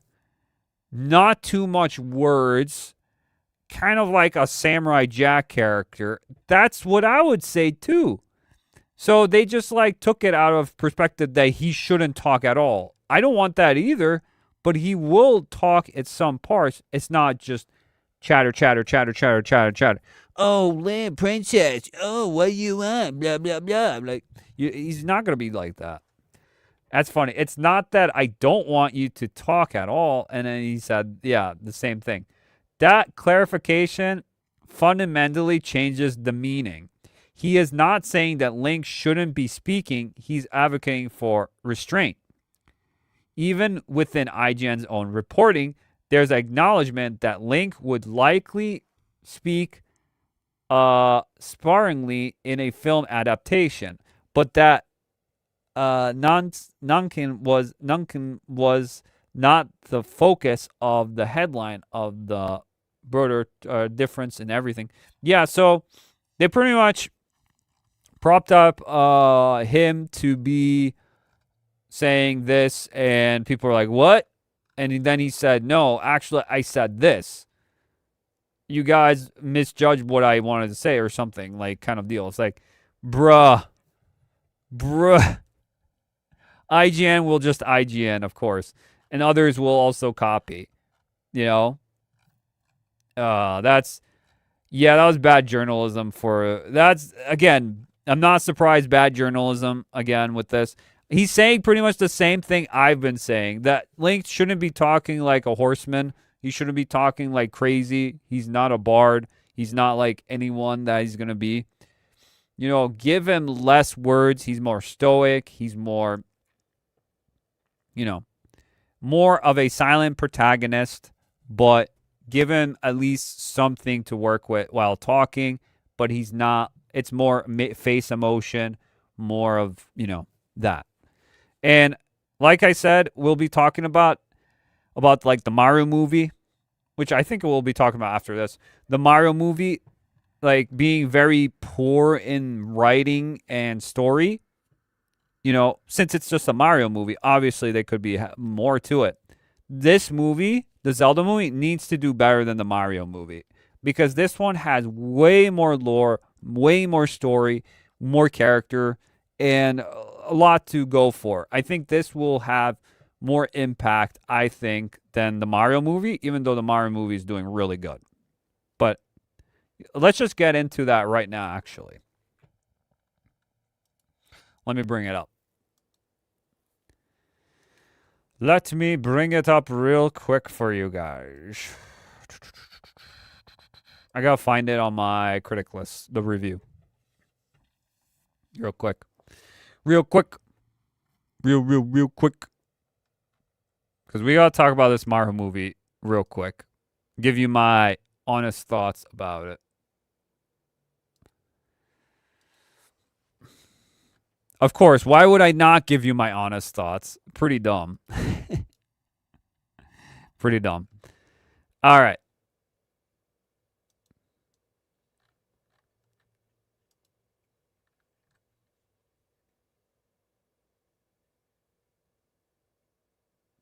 All right. Real quick here. Okay.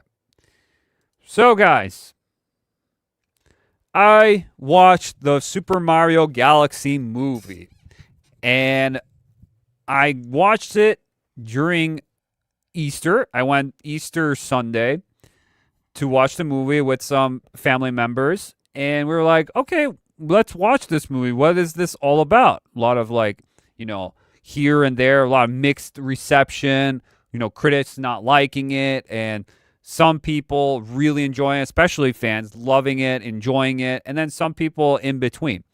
And I was like, you know what? We should go watch this. And then everyone agreed. We went to watch it on Sunday. We watched it in the afternoon. And it was pretty good. It was pretty good. It wasn't something crazy by any situation, but it was a good movie. It was a good time. So I said this is on my Twitter/X, I just got out of the movie theater for the Super Mario Galaxy movie, and I have to say, it was a fun little movie. Nothing too crazy, just like the last Mario movie. A good popcorn flick for all ages and fans. It's not that bad like most critics say, but nothing impressive either. A 6 out of 10. And I still stick with the 6 or 6.5 out of 10 because I gave it a 6 or 6.5 for the first movie. Did it do better than the first movie? I could say yes, but not much. For me, it felt very samey, I would say. It's very samey, very safe, no risks, obviously, very safe, to the point, whatever it is, the story's telling. Save the princess, go here, go there. It's an adventure, it's a roller coaster ride. Boom, boom, done. That was it. So there you go. I was at the movie theater. There it is. Took a picture. And then you have Star Fox 2 and Mario Brothers with Yoshi. Took a picture of it in the theater. Star Fox, I loved Fox. Fox is probably the best character, even though I still have complaints with Fox too. But I'll talk about that too. So yeah, I went to the movie theaters, watched it, and it was fun. So I gave it a review on Critic List. You can follow me, link below of my Critic List where I post all my reviews. And I put my review in. I gave it like a 65%, which is almost like a 6.5, I guess. 65%. I pretty much gave the last one like a 6 or 6.5 as well. Very close to that. You know, I think most people, if it averages out, if I click on Critic List, most people on here that are giving it. So audience score is 76%, mostly voted. So I'm 65. And then some is 86 vote here. I don't know what that is with FVB. But most of the audience is pretty much giving it like a 70 or 76, which is probably the most realistic amount. Not like Rotten Tomatoes where it has like 90% like crazy score and like 40% for critics or whatever.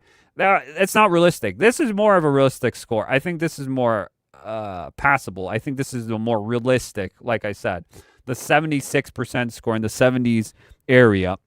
Because, you know, a 7 out of 10 is not bad. And, you know, a lot of it can be a 7 out of 10. I would just give it a 6 or a 0.5. The reason why is, I'll go through my review.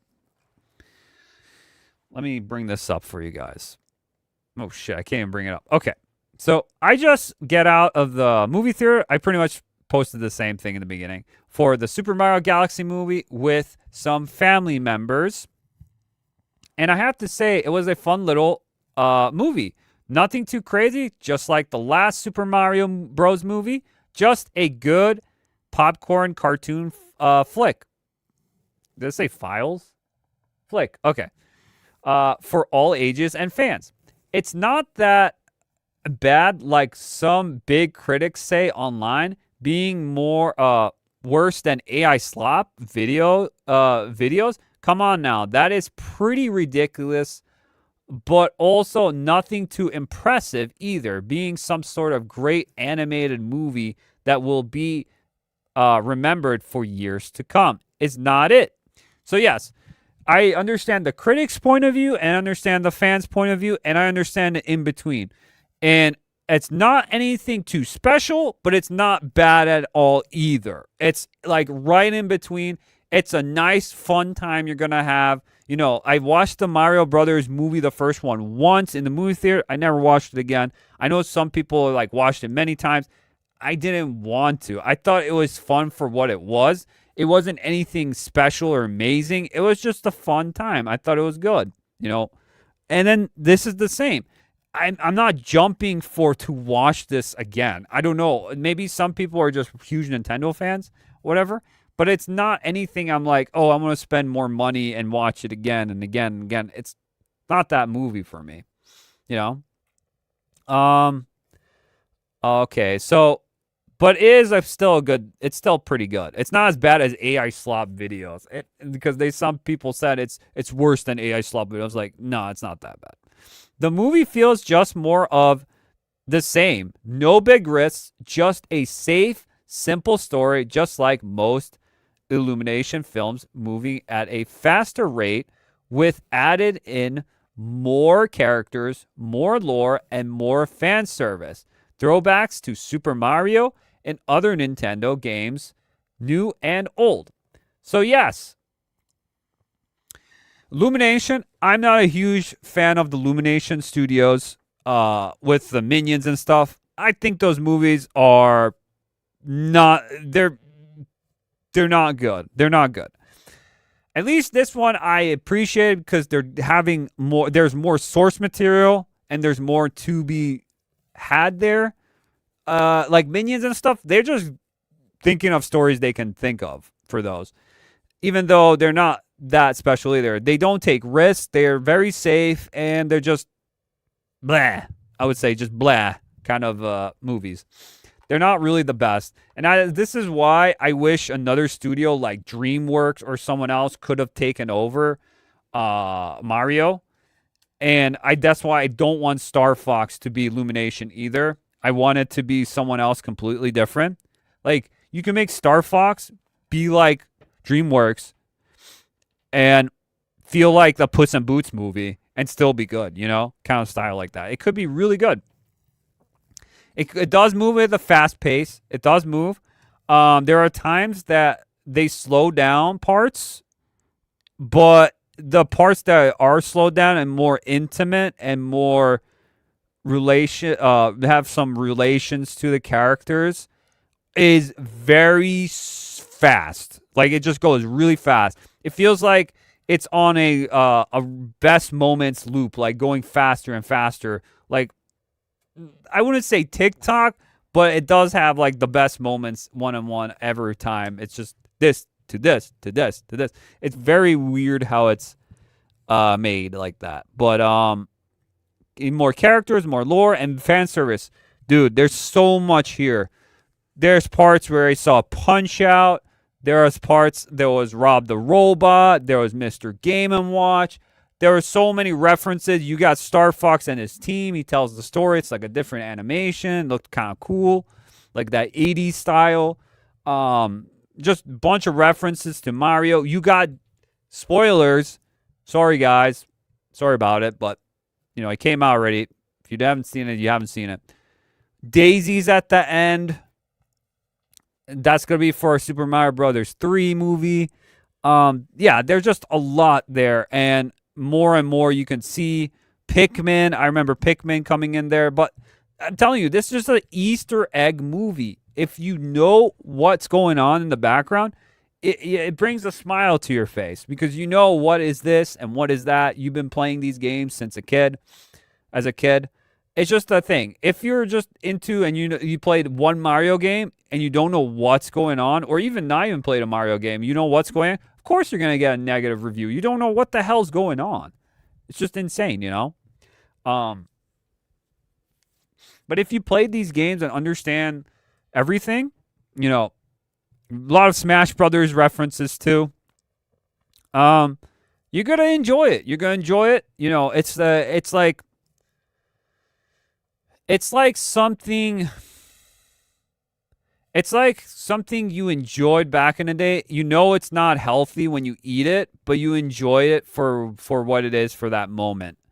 But you know you're not going to be eating this too long. It's kind of like that, you know? It's not like a good meal where it's like, oh, this was a great meal, a good story, good, you know, everything. It was just perfect. It's more of like you're having the thing that you loved when you were a kid, but you know it's not healthy for you anymore, kind of deal. It kind of reminds me of that. So I give this a movie the same score as the last one because it really didn't do much different, just added more references like the last one, which felt cool at the moment, but nothing too special. No, it didn't really add to it besides Star Fox. Star Fox is the only one that pretty much added something to the story, but not much. Just added more references like the last one, which felt cool for the moment. Oh, I already did this. Nothing too special. Now the things I liked about it was with the cartoon animation, graphically being superbly done with awesome looking fight scenes and scenery that really beats some Disney Pixar movies today. And I agree with this. The animation, it's a cheaper animation and it looked really good. Like Disney today and Pixar, they can eat it now because the Illuminative Studios, it's just something about it looked really good. Sometimes it looked kind of weird in some aspect, but you see Rosalina, Peach, Toad, Yoshi, Bowser Jr., Fox, Mario, Luigi, all these characters look really good in animation and movement. They just look really good. And especially when they have the fight scene. Oh, shit. Bowser Jr. is fighting Mario, Luigi, and Yoshi. All of them with Bowser Jr. And Bowser Jr. was a badass. I really didn't care about Bowser Jr. until they showed him off fighting and everything. I was like, holy shit. This is pretty sick. The Star Fox scene when they're in the R-Wing. Oh, my gosh, dude. And this music starts playing. Damn. It's so fast. It happens, and it's so cool. And then it's over. And it's like, oh, man. I wish there was more of that, you know? Okay, so another is music or score. Much better than the last movie, but not perfect with teasing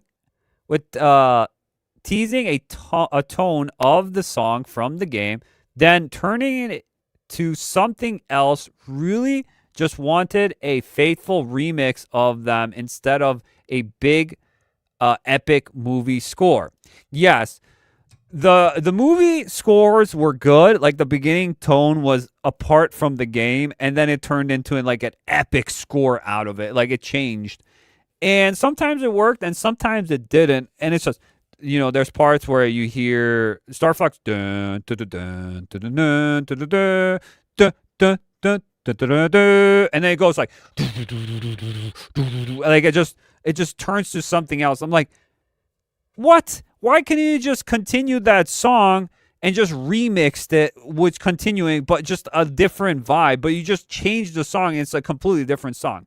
So that kind of like pissed me off a little bit. It wasn't bad, but it wasn't good either, But definitely better than the first movie where you have Take On Me with Donkey Kong. I was like, what the heck? The new characters like Bowser Jr., Yoshi, Rosalina, and Fox were pretty good. All the actors gave it their best shot, even the last ones coming back.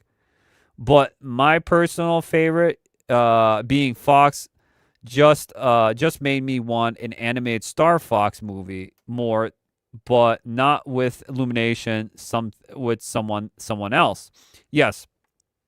All the new characters were great. All the old characters were great. I wanted more Brie Larson, Rosalina. She's only like in the beginning, at the end, and a little bit in the middle, but she got really the smallest part. Donald Glover, Yoshi was really good. I forgot who Bowser Jr. was, but he's really good too. I like the father and son mechanic they had, Bowser Jr. and Bowser. That was great. Mario and Luigi was great. More of them teaming up together. Yoshi just came with them. They were like, Toad went with Peach. And then Rosalina. And then, who was it? Fox. Fox came. He was pretty much the Han Solo character. You need a princess. You need a ride? I can give you a ride for a good coin or two. Kind of deal. It was literally Han Solo. He tells the story about his Star Fox team, which was really cool. But there are parts in Star Fox felt out of place where he's starting to cry because his ship got wrecked. I'm like, Fox wouldn't be doing that. Like, Fox is way more cool, collective, and he's just going to be, well, this sucks. I got to repair this. You guys do something while I'll do this. Like, he wouldn't be crying. He was, like, crying and stuff. I was like, come on. But Fox was the best character, I think. I really liked it. I wanted a Star Fox for sure. Liked also many nods to Star Wars movies for some of the plot, and as well many Easter eggs, which if you played these games before, you can appreciate them for sure. Yes, they have lot of plot from Star Wars. Even though this is called Super Mario Galaxy, it has less galaxy stuff in it besides Rosalina and maybe some planets, but mostly it's very just Rosalina, sort of galaxy, but not the name of galaxy in there. So you don't go to every planet. There's a Queen Bumblebee. There's a dinosaur planet with Odyssey. There's pretty much a center of everyone there that want to travel. It's like a space station. They have that. There's a part where they go underground, Peach and Toad, and it looks like Coruscant, like the underground slums of Coruscant in Star Wars. Straight up, it looked like that. There's even like a tavern where they go, and it feels like the Tatooine, the tavern where they go and they start drinking. The bar. They have that scene. They all look at them weird. It's like an underground facility, and then they go into the casino. And then everyone's like, there's like everyone spending money and everything. It's a casino. And then in the casino, you have King Wart, which was really cool because he's the last boss in Mario Brothers 2. And he's just literally Jabba the Hutt. And then his mentors pretty much were Mouse and Birdo. So Birdo and Mouse were his second in command, like kind of like a Boba Fett and what's his name? So Mouse might have been like Boba Fett or Birdo. I don't know. One of them was like Boba Fett, and he was Jabba the Hutt. And they were like the mobsters. They were like the underground mobsters of the time. And then Peach just wrecked them all, and Toad and Peach wrecked them all, especially Peach. Peach was super OP. She was to the point, you know, I had a thing where like I understood Peach in the first movie. Why she was so strong is because she'd been in this world forever, and there was parts where I'm like, does Mario need actually help to find Peach? Because Peach can find Rosalina for herself, and I was like, oh, maybe. But at the same time, you saw at the end, Mario did help Peach in a lot of situations. And I was like, okay, so that's the comeback. Peach was very OP fighting those ninjas in the casino. Beat War and everyone. And then I was like, okay, Mario will fight Bowser Jr. and Bowser, which actually happened. Mario and Luigi teamed up and Yoshi, pretty much. And then Peach tried to save Rosalina. That was the whole thing. I forgot where Toad was here. Maybe Toad was there too. But yeah. But the whole thing is also that Peach, you get the whole backstory with Peach being why she's an orphan and why she got in the Mushroom Kingdom, why she became the princess or whatever, the human, is because her sister was Rosalina during that time when some sort of chaos or darkness comes, whatever bullshit. Rosalina had to let go of her to another world so she can be safe. So literally Elsa and Anna from Frozen, they're just literally the same thing. So this is new canon. This is not in the games at all. They're not related at all. So now they're related. They're sisters. And when Peach touches Rosalina, they have very strong powers. But Rosalina already is very strong, but Peach isn't. Only when they're combining together. Like they do the fusion dance, I guess. Without fusing. Yeah.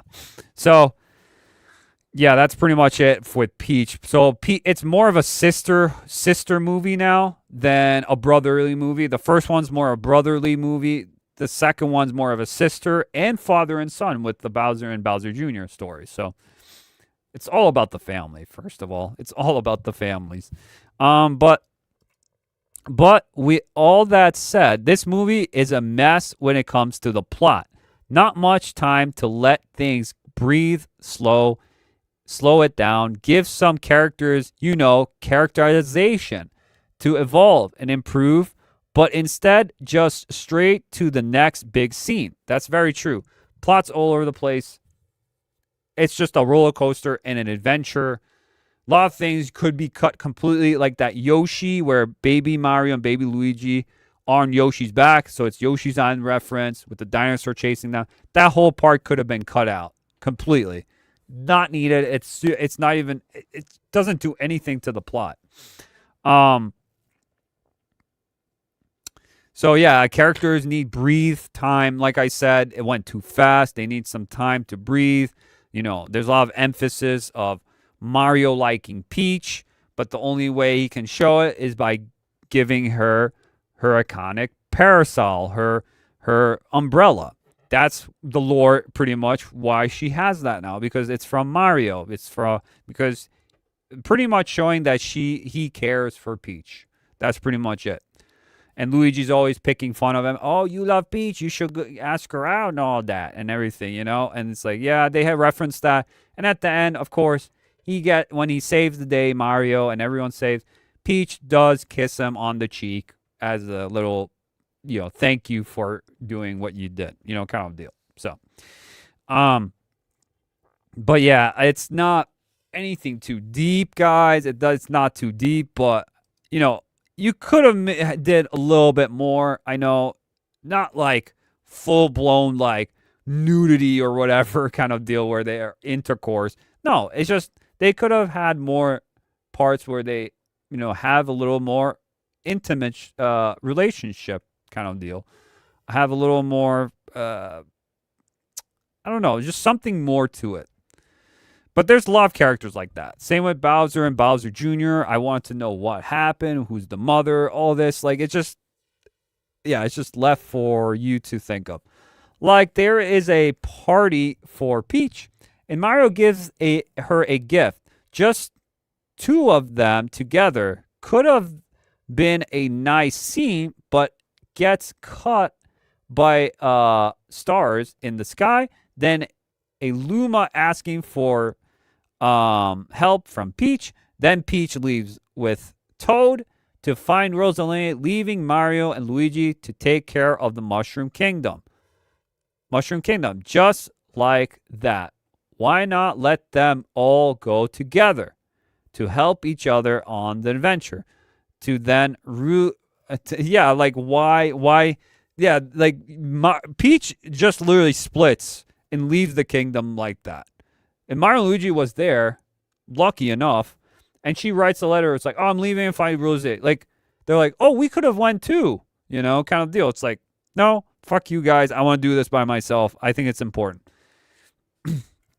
Again, dumb why they split, because then I say, to then really not mattering, because halfway, they do all meet up. So everything is predictable, set piece after next set piece. Yeah, that's pretty much it. So they meet anyways when they have next to Star Fox. So they all meet during where they meet Star Fox. So it's like, why even split up? What was the purpose of this? Like, Mario could have fought War and all those people too. Like, you could have had all these characters go on an adventure together. Like a Super Mario Bros. 2. It could have been straight up Super Mario Bros. 2. Toad, Peach, Mario, Luigi. And then you have Yoshi. So you had 5 characters already. And then you have Bowser Jr. And then Star Fox joined them. I was like, oh, now it's just way more characters now. But yeah. Peach is an OP as well. Not fully girl boss, but can get a bit too much. I agree. She was. A lot of people are saying she's really annoying. She's very girl bossy and everything. But yeah, because she has some comments in the first movie, like the part where the Toad asks, Peach is there. We're gonna go and help, and we're gonna stop Bowser from everything. And then the Toads ask, "Who's that guy over there?" He's nobody. And then she just screams it. It's a little like too much. Like, no, he's going to be a person that's going to help us defeat Bowser. He should have said that or said nothing. It's like, oh, he's a guy that could help us. He might be a person that can help us or something. But instead, she's a nobody. Like, bruh. Same with Star Fox. He has this random, like, these dumbass comments. I remember Fox saying, something in the line where he's like, it's not important, nothing's important, or whatever. It's like, bruh. Like, something like that he said, but it's like, I don't know about that. There's just some dumb lines I would have just taken out. It's bad writing. So, girl boss, maybe, but could be, but not too girl bossy, just a little bit there. It's to the point, it's getting really annoying. Just like Rosalina, the story connects them together in this, but in the games, they have nothing in common. True. There is a couple flaws, but for sure. And the ending felt a bit rushed to me, and that extra half hour could have maybe benefited a bit. Yeah, the ending felt very rushed, the ending part. It just went too fast. There's too much stuff going on, one after another. And the extra, so it's an hour and a half hour. I think an extra half hour could have helped it with the 2 hour mark. I think this movie could have been a 2 hour movie for sure. I think it could have helped it a bit. Not going to lie. Some parts did give me a smile to my face through which that means the movie did its job. So not a perfect movie, and far sure could have been more, but I still had a fun time in the end. This movie felt like a push to sell and play Nintendo games, like a big commercial, a reel for sure. And I guess in hindsight, it might have worked for that reason alone. Yes, this was just a big commercial for the next whatever game, next Star Fox, which we had rumors about. Next Star Fox, next Mario, next whatever. You have to look at this as like a 40th anniversary Mario movie, not a Galaxy movie, but a 40th anniversary Mario movie. That's what it is. It's just everything Easter egg overload. That's what it is. It's just everything you remember from this Mario movie, or this game, from this game, from this game, from this game. It was just that. Story, plot wasn't good. This is nowhere on the... I would say I like the Sonic movies a little bit more than this. Even Sonic movies are pretty shallow, but they're still a bit better. I still recommend the movie. Just keep your expectations in check. Happy 40th anniversary Super Mario. This movie felt like a mesh of that for sure. And that's my review, guys. Yeah, so... there are positives, but there are negatives about this movie. So that's why I give it a 65. I could have gave it a 7 out of 10. Maybe I like this a little bit more, but I don't know. I feel like I like the first one too, though. I like the world where they're in the human world kind of too and everything. Yeah, I think this is on the same level as the first one. Not much really changed, just more Easter eggs, more things there for you to see. But overall, I still recommend, if you're a Nintendo fan or Mario fan, I still recommend watching it. If you're not, I would skip it and watch it when it comes out on some sort of service. Okay? So yeah, that's my 2 cents about the Super Mario Galaxy movie. Phew, that was a long one, dude. Whew. Took me a long one. I want to go through these other ones real fast then, because I'm going to be here too long.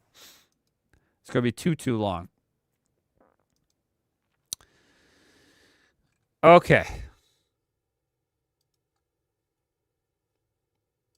Let's go through Mass Effect real quick then.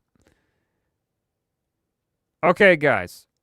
So, it looks like we're getting a Mass Effect series. I totally forgot about this, and then it came up again in my feed, and then I saw this, and I couldn't believe it. So Amazon's new head of TV has requested that the Mass Effect series should be rewritten to appeal to non-gamers. A green light for the series is expected shortly. Okay. Stop it right there. Just stop it. Stop it right there. Hold on. Huh? You gotta please appease all the gamers. We just saw that with the Mario Brothers movie. Fans like it, gamers like it, whatever. It's not supposed to be meant for you. It's fine. We have references. You have to have a story that references stuff from the games, because that is just what people are looking for in the games. Their characters and everything has to be that. Now, if you don't have anything and it's connected to the world, that's where it's going to be a little bit confusing. And I think a lot of gamers or people that love Mass Effect will not support this and will leave. And you're not even going to have the normies come out and watch this if it stinks, if the gamers don't like it. So, again, this is a dumb take. I said, totally forgot that a Mass Effect series is even coming out. Maybe it should be forgotten after what I just read. Mass Effect deserves better. It does. It really does deserve better. It really does. Let me see what I can find for you guys here. There's more here, though. There's more here. But I don't know what they're thinking. Is Amazon doing this? I don't even know, dude. I don't even know. Let me see here. Let me see here real quick.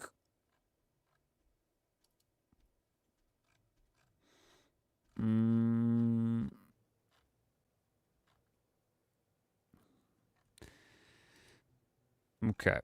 Here we go. We got Sevi. And Sevi said, or Savvy, Madam Savvy, she says, then it will fail.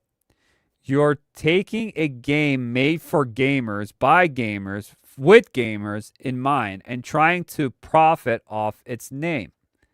You want to make it more appealing to non-gamers, then you will lose the gamer audience. It will, if we are the revolting and you don't want us as an audience, then don't use our shit for your coin collecting, you greedy twats. Yep. So make your own sci-fi story. Don't copy Mass Effect. How about that? Don't copy this great IP. I love this IP. And shit all over it. Please don't. We already got Andromeda. It wasn't good. And I don't know about this new Mass Effect 5 or 4 that's coming out. We don't know about that either. But please, leave Mass Effect alone if you're not going to make it a faithful adaptation. Please, just leave it. There's so much story. There's so much lore. There's so much characters. There's so much you can do with this. It'd be a lot of money to just flush down the toilet. For reals. Let's see. Epic Mike. These people cannot get out of their own way. Mass Effect is designed to be cinematic and story driven. You can easily adapt the story. It's not inherently tied to video games. They wouldn't know that. They wouldn't know that if they played the fucking games. Exactly, dude. I'm like, dude, easy adaptation. Like I said, there's so much adaptations that you can easily make it into a movie. They just don't know how to make it into a movie or a TV show. This one's a series, so this is a TV show. But it's all there. You have all of it there, dude. And at your fingertips. You have so much lore, so much characters, so much story to be told. And you just gotta follow it one-to-one correctly with Mass Effect. Please. Why is it so hard? Why? It's not because, limitations, or is it because of budget? I don't even know. It's because you're trying to push some sort of different messaging, or you're trying to do something differently and put your own spin on it, which the spin is actually making it worse. Kind of deal. Just make your own sci-fi story, please. Don't copy. If you want to do a proper version of Mass Effect, then do Mass Effect. That's it. That's all you need. Easy as that. It's not that hard. It's not that hard, guys. Please. Why is it that hard? It shouldn't be that hard. Okay. Okay, what is it? All right. We're going to continue with the next one because I just wanted to bring this Mass Effect thing up real fast. It wasn't like a big story, but I did want to put my 2 cents in that because it is pretty retarded what they're doing with Mass Effect.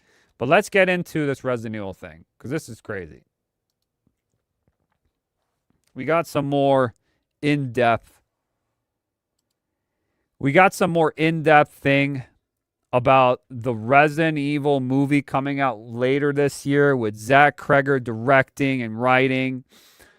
Oh boy. So this article is by The World of Real, and we're going to read into this. And it says, Zach Kreger's Resident Evil tests strong. 90-minute reboot described as Fury Road for horror. Okay. I don't know how I feel about that. So it's super fast. I don't like Fury Road though. It's the Mad Max movie, Fury Road. I watched it a while back once and I don't like that movie. I really don't. I'd rather watch the older Mad Max movies. 1, 2, I'd watch any of those than Fury Road. I did not like that one. Literally, Mad Max has a muzzle on his mouth for most of the movie. It's I think he has a muzzle. Yeah, he's muzzled and he has other things. Yeah, but yeah, I didn't like that movie. But okay, let's read into it. After the success of Weapon, oh, my OBS. Am I still here? Okay. Okay, reconnected successfully. Okay. It said I wasn't here. Am I still here?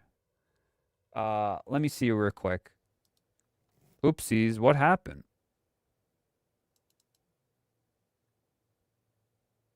I don't know what happened here, guys. I think I'm still here. Yeah, I'm still here. Okay. Okay, I'm still here. Cool, cool, cool. OBS said OBS disconnected for a second. Okay. So you know, all brakes, no brakes, all throttle, all gas movie. 90 minutes of it. So Mario movie again. We're not going to have a safe room or save room where we have characters actually talking and everything and getting interested in it. It's just here, there. Yikes. I don't know about this one, guys. The film is said to be almost entirely built around tension. One attendee I spoke to called it a horror version of Fury Road. I don't like Fury Road. I don't like Fury Road, so not good for me. The story follows... I know a lot of people like Fury Road here and there, but I don't like it. The story follows Brian, played by Austin Abrams, a package delivery driver tasked with transporting a mysterious briefcase to Raccoon City Hospital during a deadly virus outbreak. Oh, we're doing this again. Okay. So, Outbreak. With a random character. Okay. Abrams is basically playing the same kind of character he did in Weapons. Okay. A slightly off killer or kilter druggy type who gets thrown into chaos. It's not meant to be a deep performance, and that's the point. The character works more like a player avatar and moving from one nightmare scenario to the next. Oh my God, this is going to be a weird ass movie already. I don't know about this, guys. I don't know about this one. Okay, so Ethan, I don't know. I'm very conflicted with this movie so far when I'm reading. Kreger is said to pull off a level generally filmmaker almost effortlessly. The movie prioritizes momentum for exploration with minimum character development and heavy emphasis on forward motion. Monsters show up, no character development. Then why do I even have to care about anyone surviving? Oh my gosh. Development and a heavy emphasis on forward motion. Monsters show up often, particularly effects dominated, and the set pieces are front and center. The environments are very much in line with the early games. Okay. So it's practical effects. That's good. Dominate. Okay, so practical effects. I like the practical effects, so that's a plus. That's good. The scope is also small and contained. Instead of a sprawling mythology, Kreger keeps the cast tight and the focus narrow. There's almost zero world building. Okay. Early reactions say it's far more cinematic than previous Resident Evil. Okay. Movies with strong visual framing and practical effects doing most of the work. In a nutshell, an attendance described the film as being about massive druggie in a zombie world. To be clear, the movie was particularly nothing to do with the games aside from a few Easter eggs and some recognizable monsters. It's also very gory and very obviously get an R rating. Oh my gosh. Holy Goodness. shit. I don't know about this, guys. I don't know about this movie. This could be a mid-ass movie or a shit movie. I don't think this is going to be a good movie. I could be wrong. It's going to be a middle ground movie to a not good movie. Like the Silent Hill one I just called, Return to Silent Hill. That movie was absolute shit. That was a shit-ass movie. And that was low budget, too. So this one's a high budget, and it might be shit, too. Oh, my gosh. Interestingly, Kreger recently admitted it's never watched the early 2000s Resident Evil film, which already caused some pushback from hardcore fans. He's also been clear that his vision won't strictly follow the established lore. Instead, it's cited Evil Dead 2 as a total influence, which makes sense given the mix of horror, speed, and chaos. If the buzz holds, Kreger's may have delivered something rare, a video game adaptation that embraces simplicity, keeps things tight, and just goes for it. Sony already has confidence in the project. The studio has set Resident Evil for a September 18th, 2026 theatrical release. Remember Zach Kreger a few days ago? He said something that fans would crucify him or whatever in a way that he's like, no one's going to like it. And he was kind of worried about it, where I think fans are not going to like it or whatever. Whatever I do, it's going to be bad. Like, that's his mindset. He should have went like, oh, this is going to be great. Fans are going to love this. But he's like, no, fans are probably not going to like this. He always says he's a fan, and he played Resident Evil Requiem. He mentioned that. He's a fan. He played all of them, like we heard before. What's your favorite Star Wars?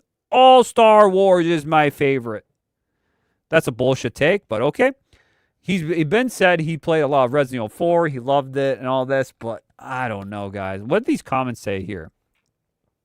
Maybe the movie is good, we see, but just roll my eyes when I see those comparisons. I remember Prey was compared to Fury Road and Captain America Civil War to Godfather. Just nonsense. Wow, that sucks. Amazon's 1-bit turkey Breaking Bad. This nonsense must end. Seriously, other than the troll that looked like Mike, I don't know what this Mike Rosales. I don't know what this. Both product involved. Cool bomb. Surreal Walter. This is just another arm of marketing for studios. Ignore it. Yup. I assume they meant that its structure is similar to Fury Road, not its quality. But yes, these comparisons are meaningless unless they are pointing in some narrow element. Civil War to Godfather, blah, blah, blah. What is this? Like, these comments are all over the place. Just Googled it. It was actually Robert Downey Jr. who said, what? Dude, what is going on? So basically a knife-only speedrun with no healing herbs. Yeah. Interestingly, Kreger recently admitted he never watched the early 2000s Resident Evil films. Yeah, blah, blah, blah. We know that. Pushback hardcore fans, which already had some pushback from hardcore fans. Why? At least he probably saw it and he didn't. But why? Because they're scared that it's going to be like the Paul Anderson. That's why fans were probably pushing back. Hardcore RE fans don't give a shit about these goofy Anderson movies. They care about the games. They don't care about Alice, but they'll probably throw a shit fit at Leon Kennedy and Jill Valentine. Some interactive game lore aren't at the very least reference, but I'm fine with being its own thing. It sounds fun, but then don't call it Resident Evil. Call it some sort of other zombie thing. If it's not really They're using the IP's name for just the IP's name. It's not even connected to anything. Gamer nerds are the worst. Bruh. Sure. All the Zach Kreger fans out there are going out there to be like supporting this. Game nerd, is there a way to escape the dungeon without using the skeleton key? Blah, blah, blah. It's so stupid. Nobody needs the lore. What they need are 90 minutes of cinema that aren't wasted. You completely sold me as particularly monsters. Partially practical monsters. Fury Road for horror sounds awesome, to be honest. Seriously, can't wait for the... Okay, whatever. So, mixed, I guess, in some way. Yeah, I think this is going to be mixed. I think it's going to be mixed. You're going to have, just like the Mario movie, you're going to have people that like it or people you're going to dislike it. It's going to be mixed. Either way. Yeah, I don't know about this one, guys. I don't know about this one. I saw Critical Drinker too here. He said it too, Critical Drinker. He says, Kreger's a good director, and I want to believe this movie has potential, but man, he's not making it easy.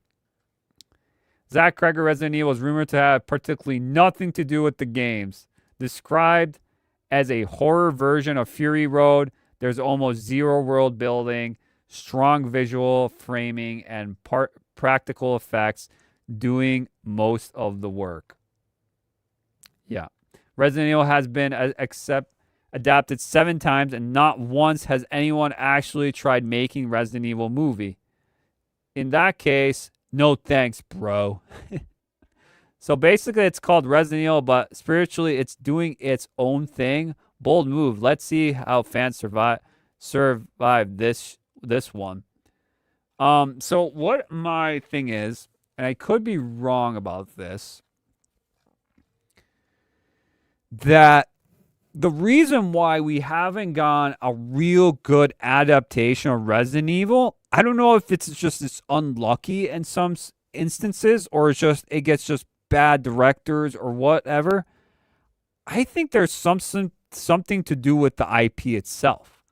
Now, I could be wrong. I don't know if this is true or not, but I heard something around, I don't know what comment it was, but I read into it, and they were saying that, now this is just like one of the people I've heard, that maybe it's something to do with the IP itself, that they can't implement a one-to-one kind of story of Resident Evil. Because we had the Paul Anderson movie, and they had characters in there and tried to implement parts of the games, but it wasn't like, it was just convoluted. It was a lot of things going on. Now, we also got Welcome to Raccoon City, which tried to implement it, but also changed story elements to it too.